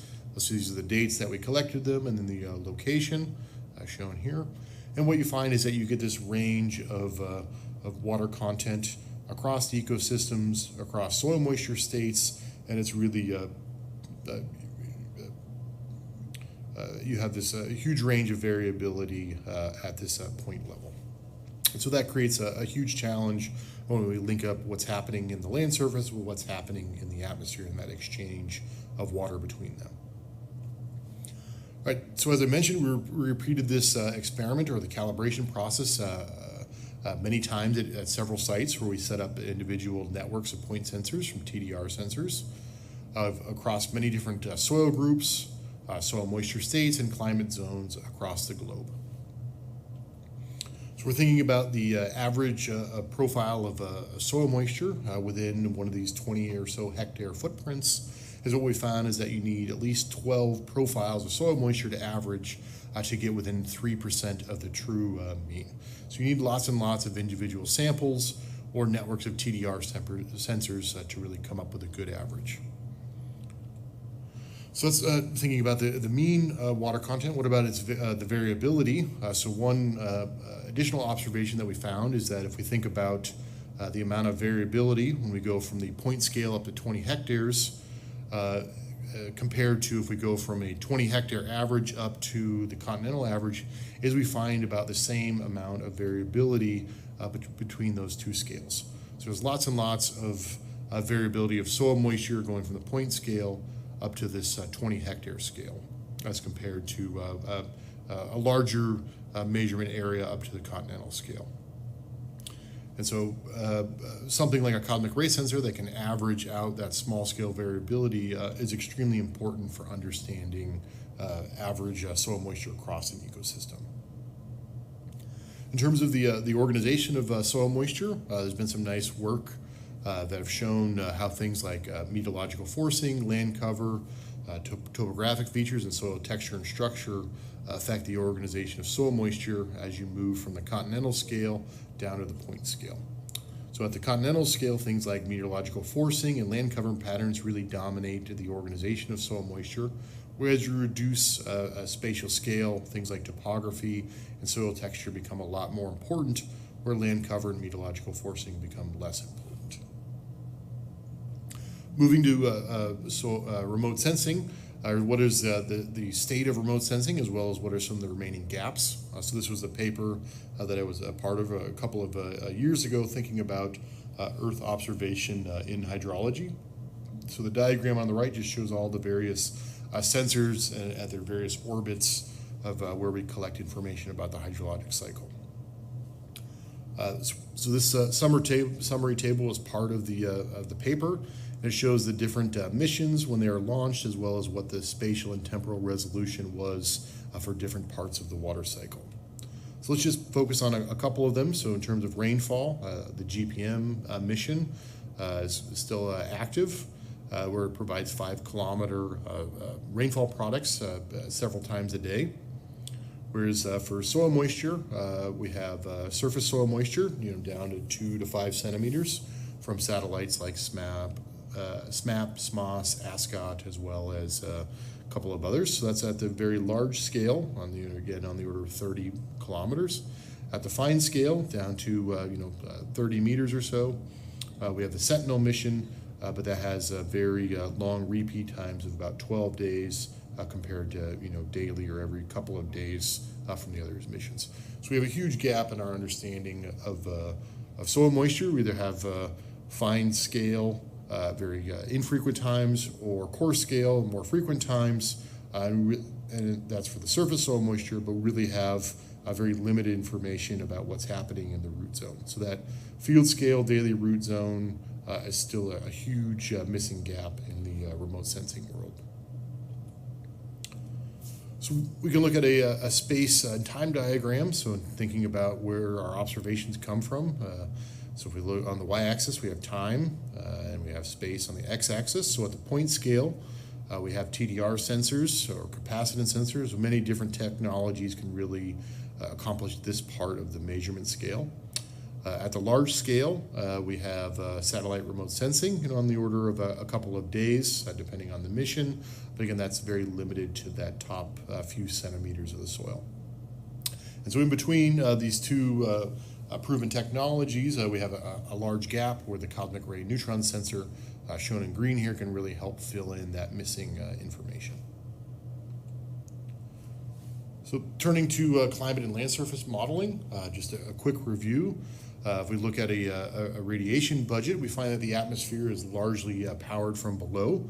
So we have a huge amount of influence on what's happening in the atmosphere by what's happening on the Earth's surface.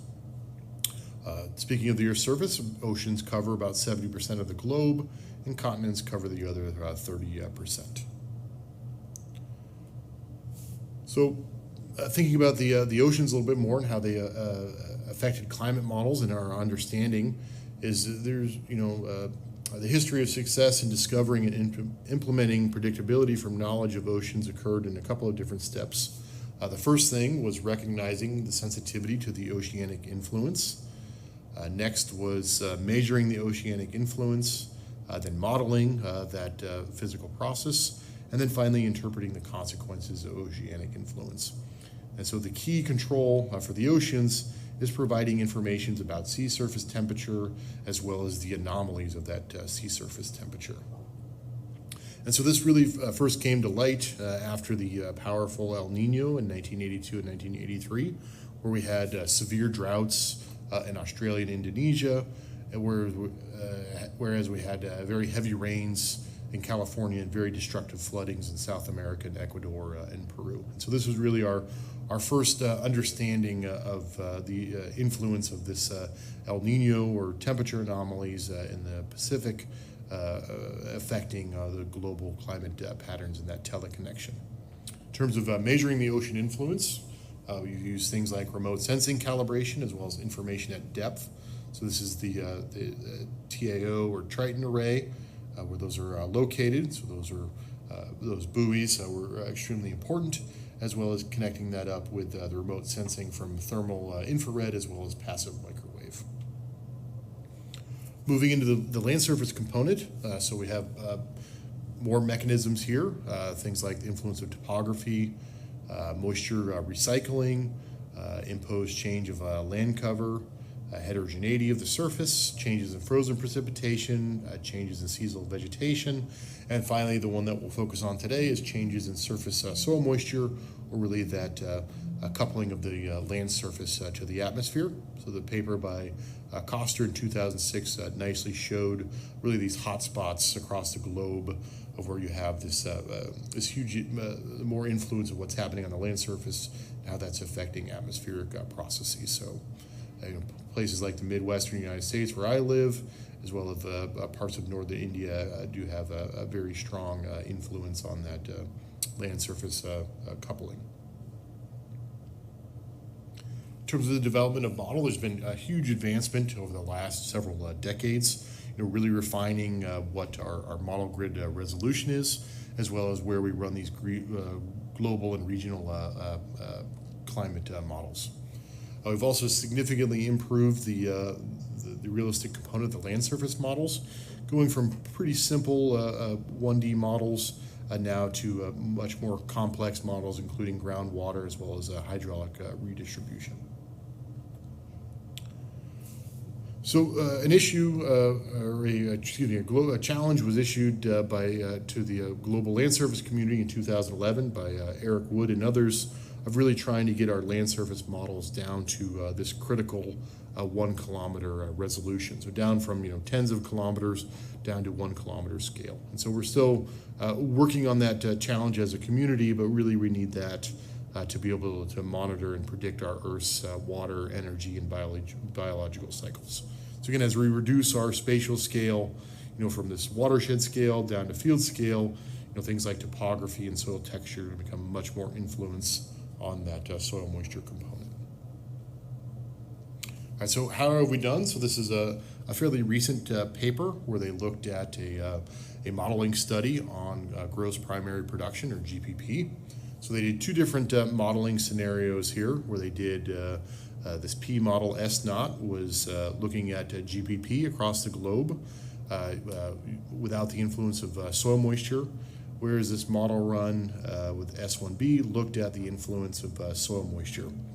And so the graph that you see on the left is the GPP reduction between these two different model simulations, including soil moisture feedbacks in that process.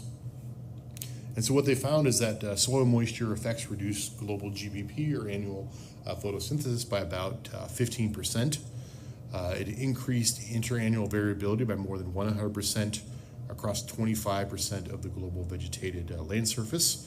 So in parts of India, huge variations in GPP with and without soil moisture, something you probably pretty straightforward concept, but nice to quantify it in terms of these terms. And lastly, it amplified the impacts of extreme events on primary production. So we can't get GPP right, we can't get photosynthesis right if we don't include soil moisture in our modeling. Let's turn to cosmic ray neutron sensors. So again, just some more examples of what these technologies look like. So these are the stationary sensors. So it records neutron counts. It takes about 30 to 60 minutes to get enough neutron counts to turn that into good information. So we typically use that for soil moisture monitoring at a point. We can also use point monitoring of snow. I'm not going to go into that here, but a lot of work has been done on snow water equivalents. And we also have larger systems where we get down to 1 minute level or below to do spatial mapping of soil moisture patterns. So we've done a number of studies on using mobile observations. So just quickly on how the technology works, it's essentially the same as the active neutron probe method that's been used since the 1950s. So in that case, they had an active neutron source. They would then measure the response of those neutrons at their detector, and the difference between that count rate that we get from the source and what they received was related to the soil moisture in the soil. So this is the active probe. However, the cosmic ray probe uses naturally occurring neutrons, and we measure the neutrons above the Earth's surface. So the mixing is done over a much larger scale in space. However, it's essentially the same physics that we've been using for 70 plus years. If you'd like more information about how the sensor works, as well as a nice video for policymakers, we put this together with the Atomic Energy Agency in various languages. Pretty helpful to explain how the technique works. Just a quick summary of it, how the physics works. We have cosmic rays that are coming from galactic sources, including the sun, that create a primary spectrum of incoming particles. These then interact in the Earth's atmosphere and create a secondary distribution of particles. So this is a secondary cascade.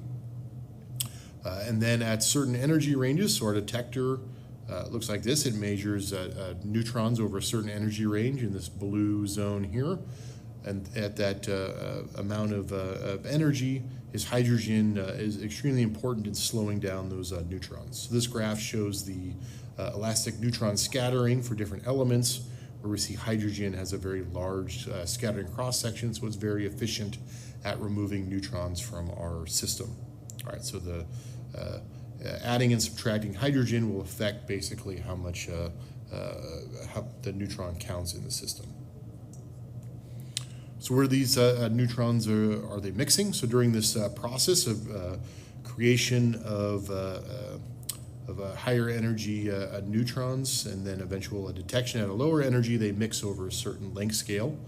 And so for our detector, that happens over about a 140 to 240 meter radius circle and down to about 20 to 70 centimeters. So that's the footprint of our detector just as a natural consequence of this creation and scattering and then detection process. So in terms of what's happening in terms of water contents, we can look at our neutron intensity spectrum. So in low water or hydrogen environments, we have this distribution of neutron intensity. So we have elevated neutron counts, where we have our moderated detector range. And as we add soil moisture or water to our system, is we depress that neutron intensity signal, and so our count rates will decrease by a certain amount as we add water or hydrogen to that system. All right, so we can quantify what this transfer or calibration function looks like. So this is the typical shape that we have between neutron counts over this energy range versus water content. So we have a nonlinear relationship. So again, at lower water contents, we have higher neutron counts, and at high moisture environments, we have much lower neutron counts. And so this relationship describes the neutron counts to our water content in our system. I'm going to take you through an example of what this looks like for a detector. So this is from a site that I have in Nebraska. So what we measure at each detector is we measure air pressure very well, because that's going to affect the mass of the atmosphere and the count rates. We have to correct out for variations in air pressure. We also need to correct for water vapor in the atmosphere. So we measure air temperature and relative humidity. And then we also use a global network of lead-based monitors to remove the high energy intensity signal.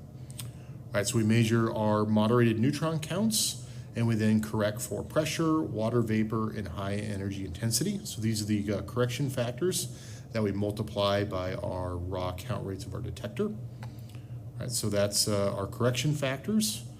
So this is our neutron counts that are corrected for pressure, water vapor, and high energy intensity. In addition, on this graph, I've included rainfall. So we had 2 large rain events here in this diagram, as well as the potential evapotranspiration, or what the atmosphere wants to remove from the land surface. All right, so in dry periods, our neutron counts are going to increase as we have evapotranspiration, and our corresponding soil moisture is going to decrease. When we have a rain event, we have a rapid decrease in neutron counts, and we're going to increase in soil moisture. Again, we have a long period of extended drying times, so this rate of increase in neutron counts corresponds to how much evapotranspiration is being put back to the atmosphere. Another large rain event, increased soil moisture or decreased neutron counts, and so that's showing what's happening in terms of our detector and response. So I want to talk about another study. They did one of the original ones from the Cosmos project. So this was a site in southern Arizona where we had a cosmic ray sensor as well as an eddy covariance tower, and then we put in a network of time domain transmissivity sensors, or TDR sensors. So at each of these red stars, we put in profiles of TDR probes that were collecting information every 30 minutes. So we had about 160 plus sensors that we would then average to compare to the cosmic ray neutron probe. All right, so that's what this graph is showing. In black, we have our average of our TDT sensor network.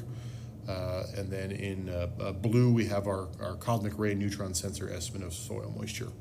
So when we compare the average of the TDR sensors versus our cosmic ray, we get an average error of about 1% volumetric water content over this 6-month period. All right, so this has been, again, repeated in many different studies. So from this Web of Science review that I did last year, we found 162 articles looking at cosmic ray neutron probes and soil moisture. We also noticed that a lot of the studies were originally done in the U.S., and that's really moved to other parts of the world. So lots of great research is being done in Germany. China has increased their publications the last few years, as well as the UK. Also noticed that India had 2 publications with no more of them coming out over time. And so these studies have included many different key terms. So this is just a word diagram of all the different titles and what they look like in terms of what people are studying with cosmic ray neutron sensors. So in total, there's about a little over 250 sensors that have been out there. So this is from 2017. There's been a number of additions the last few years.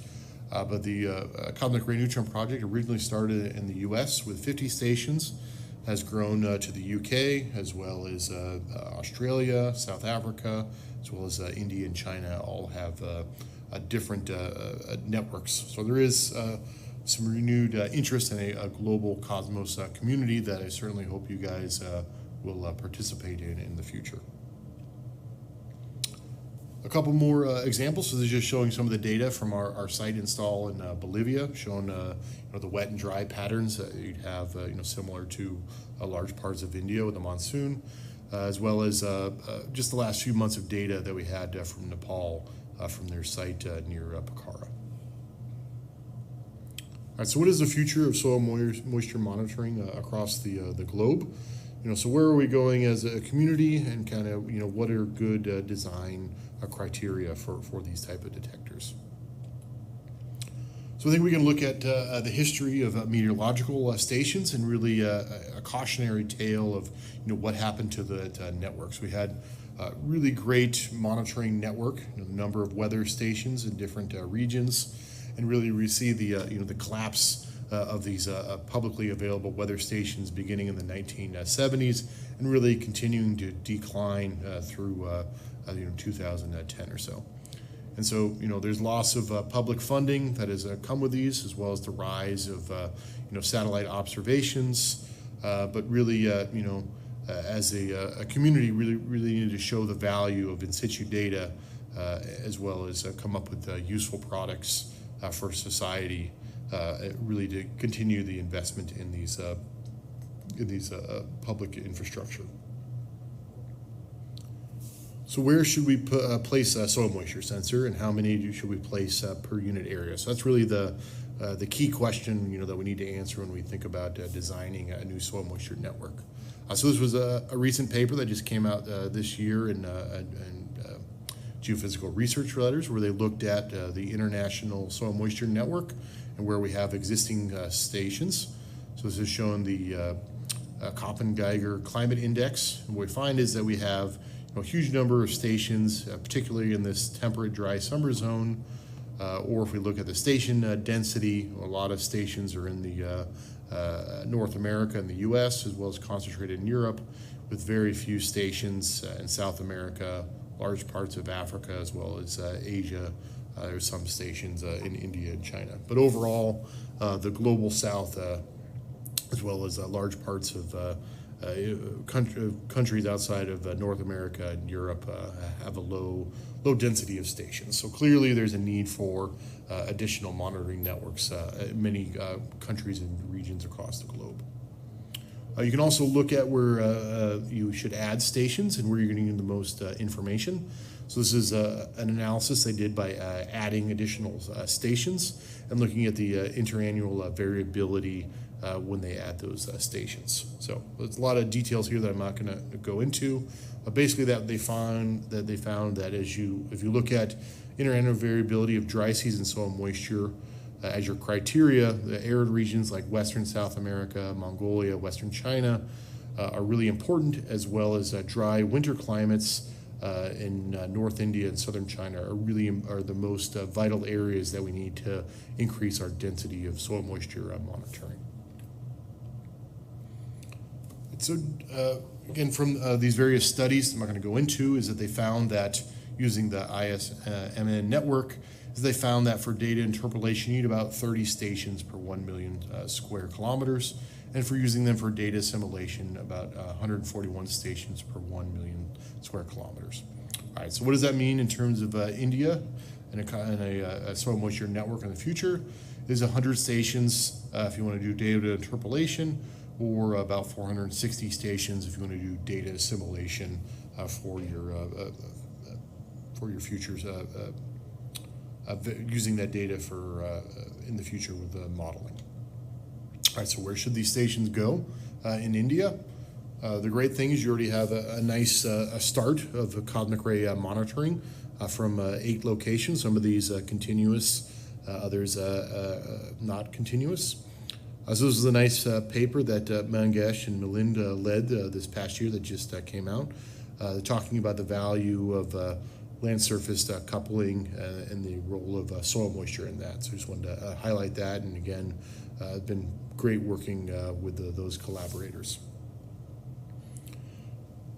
So this is showing the continuous cosmic ray data from Pune, showing the nice seasonal cycles that we have in soil moisture and how they relate to the monsoons and that coupling of the land surface, and really that critical role that soil moisture has in being able to predict the intensity of the monsoon, as well as looking at those feedbacks between the systems. So this is a great and extremely valuable data set for the community. In terms of the future of cosmic ray neutron sensors, again, what am I putting in the U.S.? So this is the most up-to-date design, so it's a little more streamlined for long-term deployment. So here's the entire detector very low impact. You do have a solar panel, which I know can be a challenge in some regions. And then we've also integrated this Lycor 710 sensor, so it's a lower cost eddy covariance, providing half-hourly fluxes of latent energy and sensible heat. So the data over the last month or so, we've had the sensor installed. Here's water content. Here's our evapotranspiration in units of ET, and then our sensible heat flux. So we're excited about this as a new technology. We're also working with the United States Geological Survey. So they have a network of 40 or so stations across the US. So they're evaluating this technology over the next couple of years and potentially deploying it to thousands of sites for the next generation of what our networks are going to look like in the US. So this site has a cosmic ray sensor, moderated sensor. They also have in situ TDR sensors. You can integrate the Lycor sensor for ET and sensible heat, as well as add a snow water equivalent sensor, a buried neutron detector, if that is useful in some of the higher elevations. All right, so how am I designing the next generation of monitoring? So again, using different cosmic ray detectors for water content, as well as snow detection, 30-minute resolution data. So again, this is going to cost you probably around $20,000 US dollars for this type of setup. If you can build your own sensors, you have the capacity in India. I would highly suggest building your own detectors and really reducing those costs in the future. So certainly that's an area of investment in research and growth if you do commit to putting in a larger network. We're still evaluating the Lycor 710 sensor, but I think there's a lot of potential upside to this type of sensor. They are also talking about coming out with a low-cost CO2 sensor using eddy covariance in the near future. So really expanding eddy covariance measurements coupled with cosmic ray is really exciting. I still think it's extremely valuable to have in situ soil moisture monitoring. So our profiles in the US are at set depths, 5, 10, 25, 50, and 100 centimeters. Those are very valuable to include that information as well. So again, unit cost on the order of 2 million INAR, and if you want to build a full data assimilation network, you're looking at about a billion INAR. So that, really, what is the value of that? It's a huge upfront cost. Are you going to save some of that with low maintenance of cosmic ray sensors, but you are going to have the challenge of site access, security, revisiting those sites. So there's a lot of logistics to be sorted out for committing to this type of network. So just want to put up my take-home messages again. Hopefully I've shown that cosmic ray sensors are a proven technology for landscape scale monitoring. There's clear gaps in remote sensing and numerical models that we can help fill and complement those with cosmic ray neutron sensors. In terms of design of a sensor network, recent studies have shown, good practices for things like data interpolation and data assimilation for how many sensors you need per unit area. And this is going to then define what your costs are for your network. And then it's up to us as a community to show the value of adding this types of sensors to improving weather prediction, flood forecasting, climate monitoring, all those types of things that are valuable to society. So here are some of the selected references. Again, just want to thank the organizers, and please connect with me by email or talk to Melinda if you guys have any questions. And I hope you have a great conference. Thank you.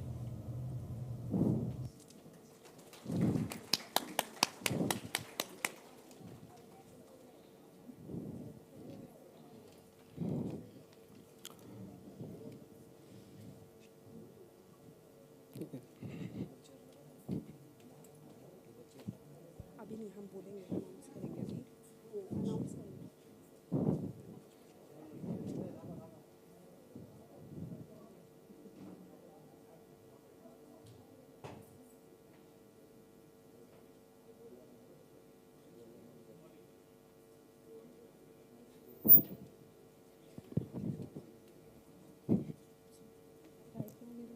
Yeah.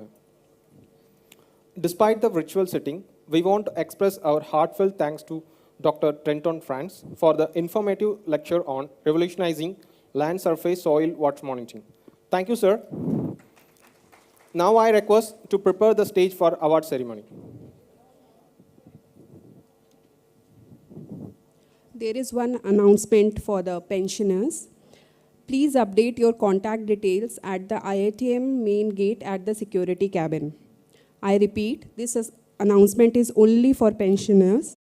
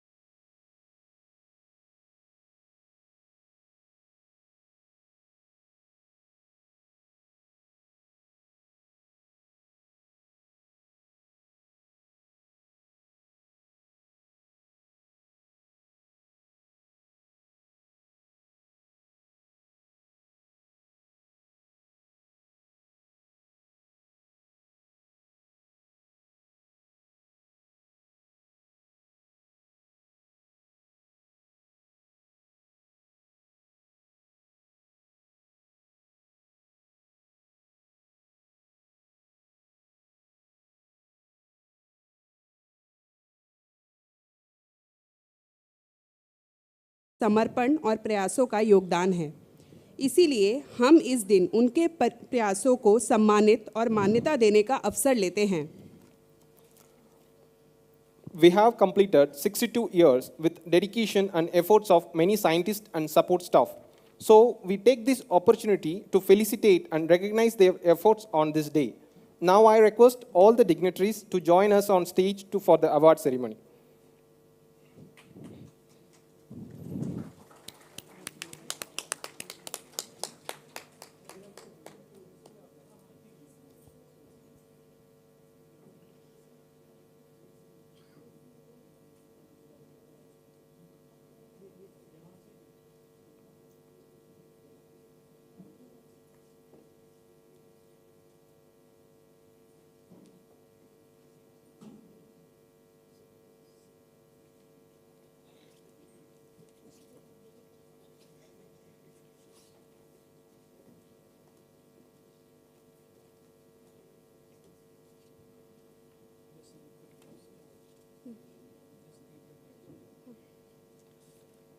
Now, I request our chief guest, Shri Nilesh M. Desai, Director SAC, to present the Best Employee Awards 2023. Sir, please come ahead.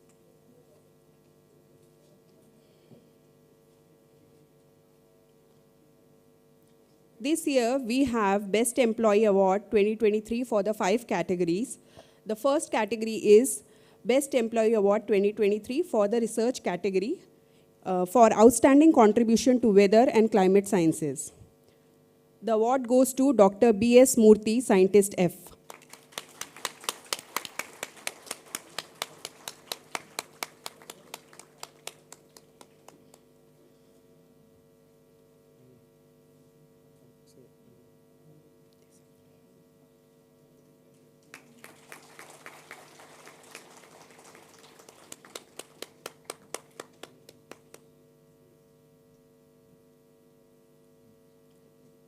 Shri V. Gopalakrishnan, Scientist F.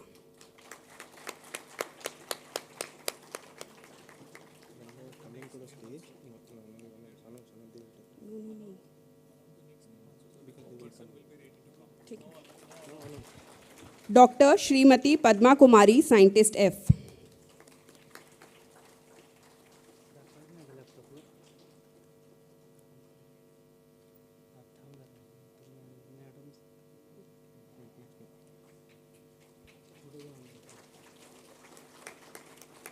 Dr. H.S. Chowdhury, Scientist F.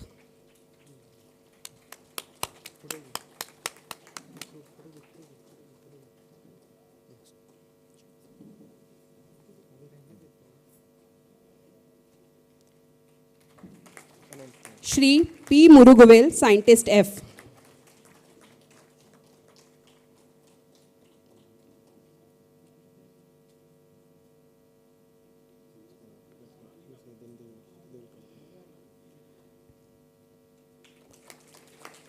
Dr. M. N. Patil, Scientist F.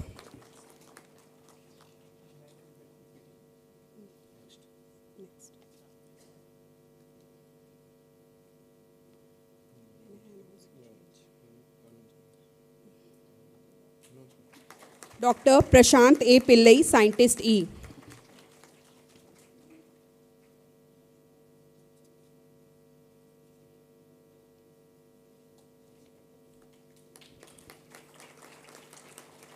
Dr. Sabin TP, Scientist E.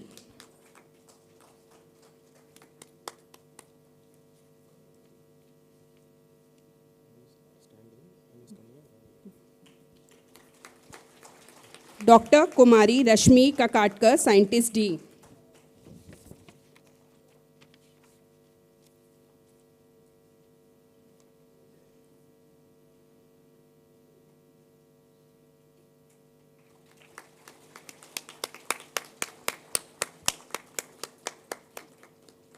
Now, the Best Employee Award 2023 for the Scientific Support Staff category is awarded to Shri Ashish R. Dakate for the outstanding contribution to monsoon mission activities.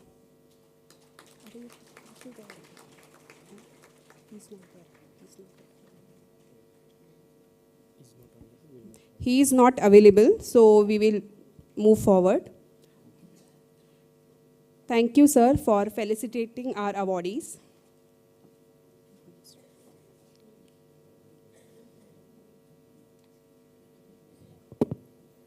Now, I request our guest of honor, Professor Janathan Padmanabhan, INSA Senior Scientist, to present the Best Employee Award 2023 for the Administrative Staff category.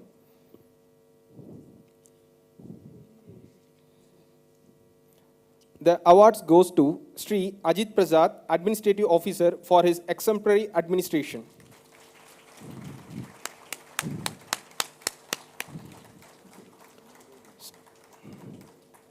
Sri Shafi Syed, Senior Executive, for outstanding contribution to finance management.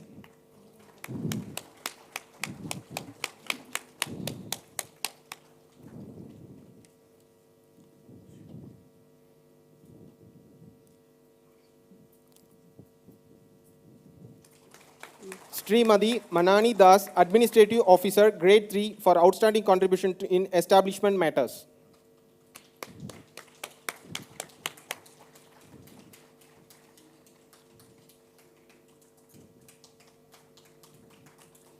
Sri P. Vivahare, Multitasking Staff, for outstanding contribution in hospitality matters.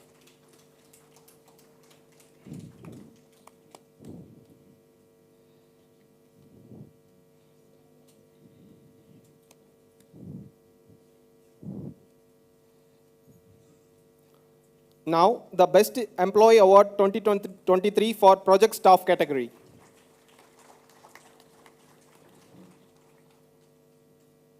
The award goes to Sri Pramod Kori, Senior Project Associate, for outstanding contribution in Metropolitan Air Quality Services.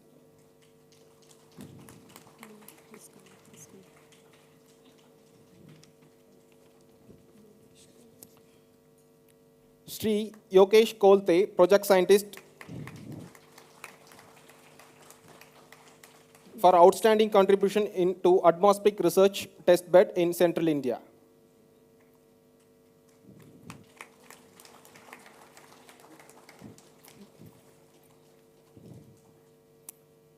Next, Sri V. Anil Kumar, Project Scientist, for outstanding contribution to high altitude cloud physics laboratory.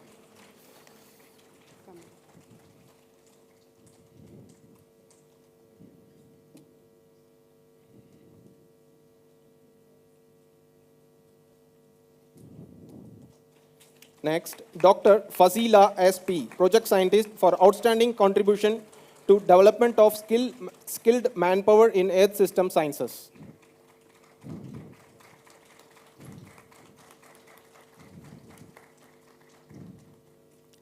Next, Sri Shivadas Bankar, Project Scientist, for outstanding contribution to cloud aerosol interaction and precipitation enhancement.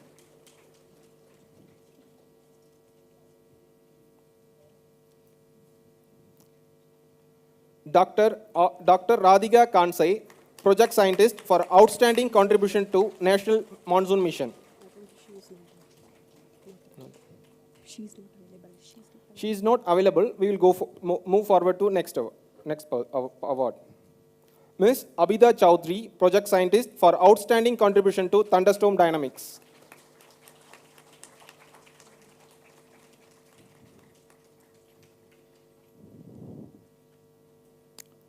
Sri Mangesh Goswami, Project Scientist, for outstanding contribution to Center for Climate Change Research.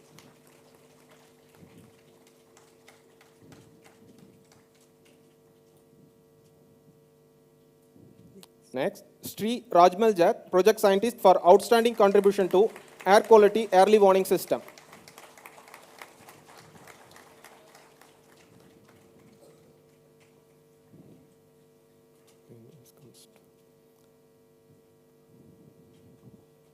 Next, Dr. Rajesh PV, Project Scientist, for outstanding contribution to climate variability prediction.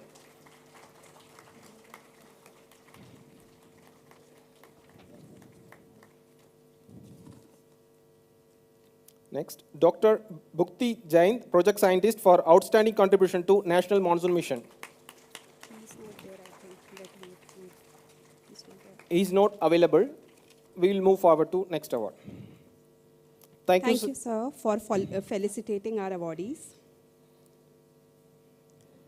अब मैं हमारे निदेशक जी से हिंदी में योगदान के लिए सर्वश्रेष्ठ कर्मचारी पुरस्कार 2023 देने का अनुरोध करती हूँ। इस श्रेणी का पहला पुरस्कार जाता है doctor Shrimati Tara Prabhakaran, scientist ji.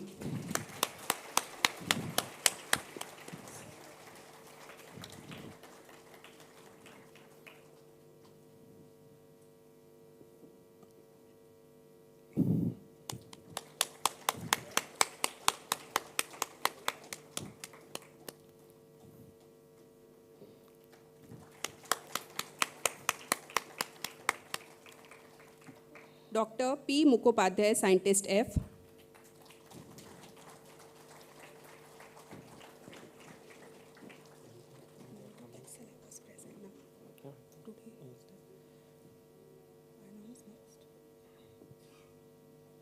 Next is doctor Veenu Vatsala, scientist F.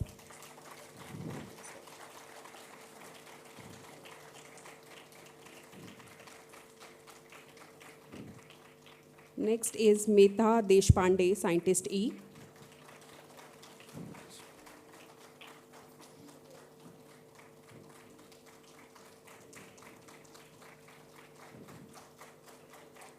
Next is Dr. Rahul Reddy, Scientist E.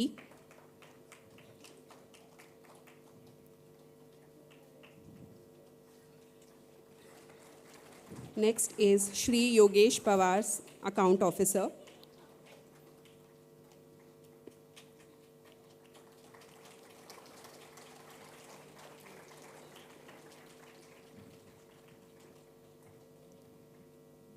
Next is Shri Sandeep Gothwal, Section Officer.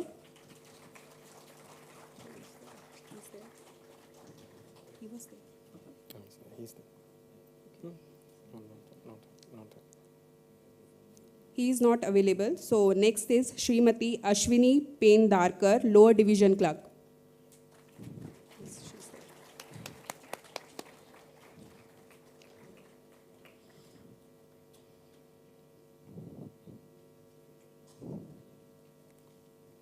and the recognition for the employees completing 25 years of service at IITM are Shri R.K. Nandanwar,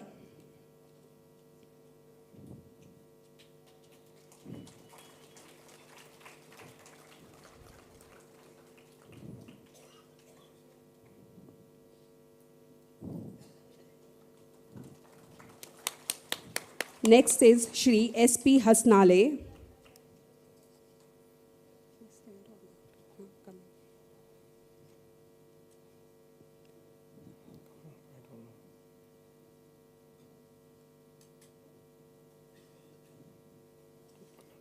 next will be Shri P.P. Vyavare,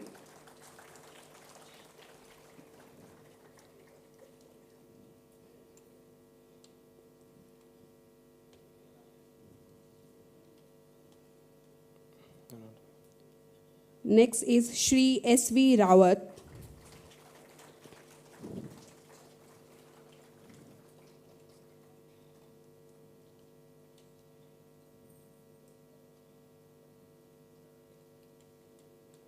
next is Kumari M.M. Lakra,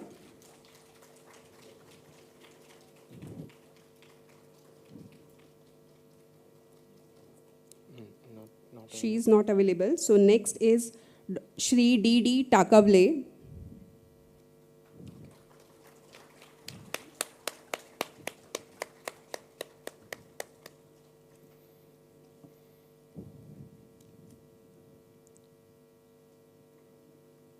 next is Shri Y.S. Belgude, Administrative Officer, General Administration. Now, the recognition for employees who have attained age of 75 years. Dr. R.H. Kriplani, ex-scientist F.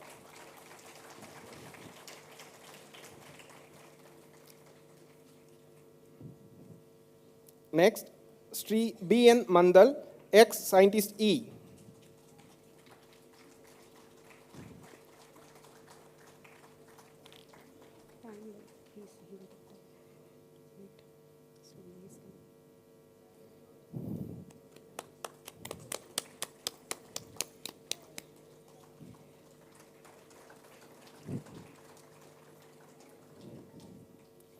Next, Sri R.B. Sangam, ex-scientist C.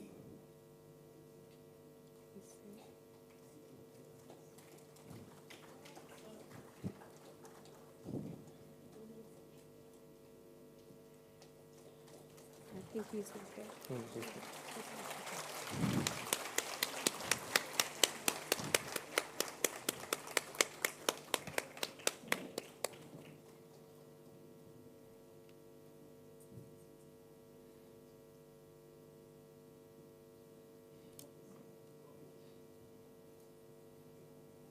You say the same name, same.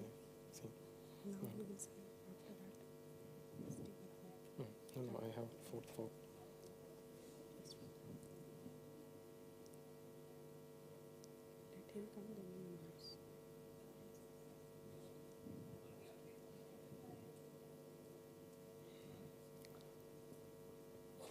Next, Sri S.D. Morale, ex-senior assistant.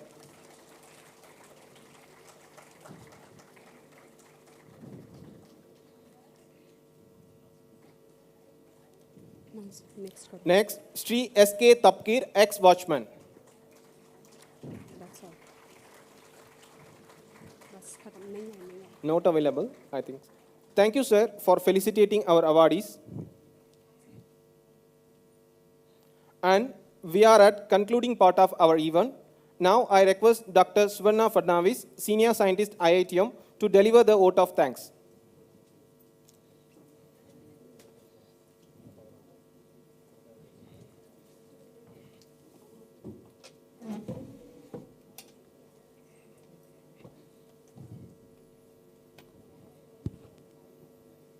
Good afternoon all.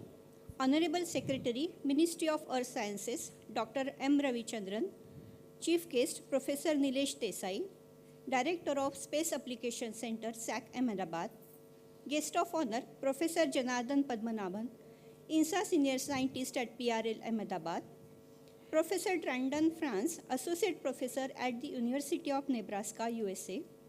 Respected Dr. R. Krishnan, Director of IITM, Directors of various institutes, online participants, and all my IITM family members.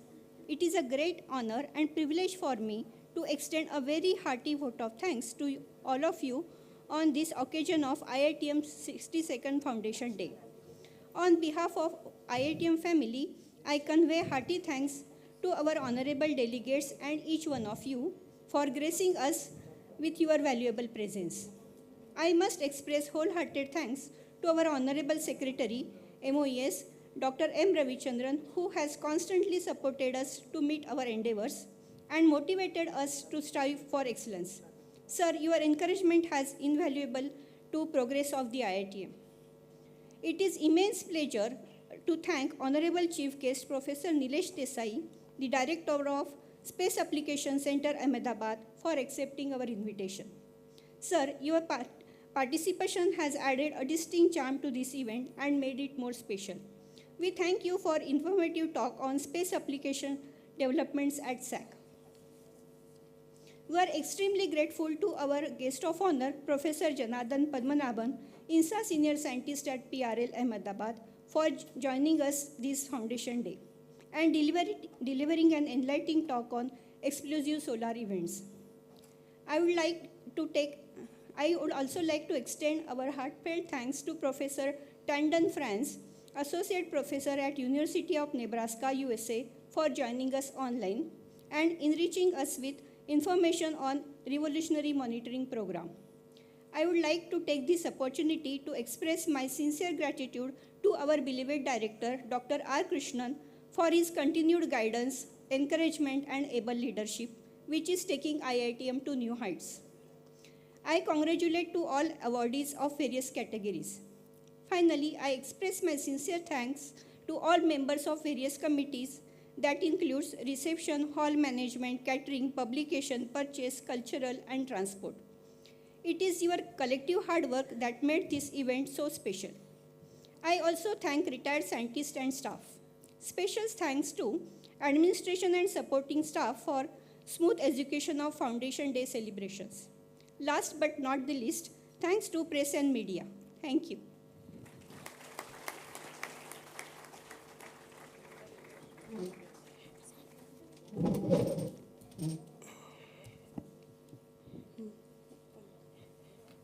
Thank you, ma'am, for your kind words. As we conclude this event, I request everyone to rise for the national anthem.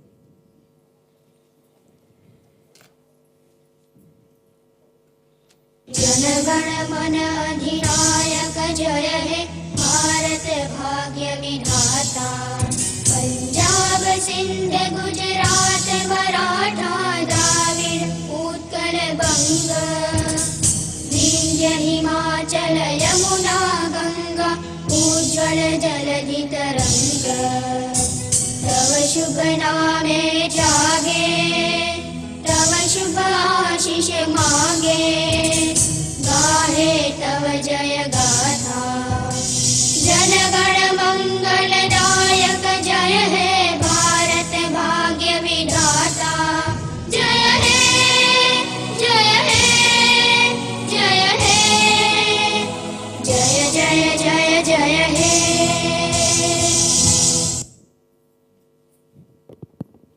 Thank you everyone for joining us today in celebrating the 62nd IITM Foundation Day. We hope you have wonderful time and leave here with inspired and enriched. Kindly I request to seated for a minute. We have some announcements. हम आप सभी को परिवार सहित आज संध्या 5 बजे Meghdoot hall में सांस्कृतिक कार्यक्रम, उसके बाद रात्रि भोजन के लिए आमंत्रित करते हैं. We would invite you all with your families for the cultural program at 5 p.m.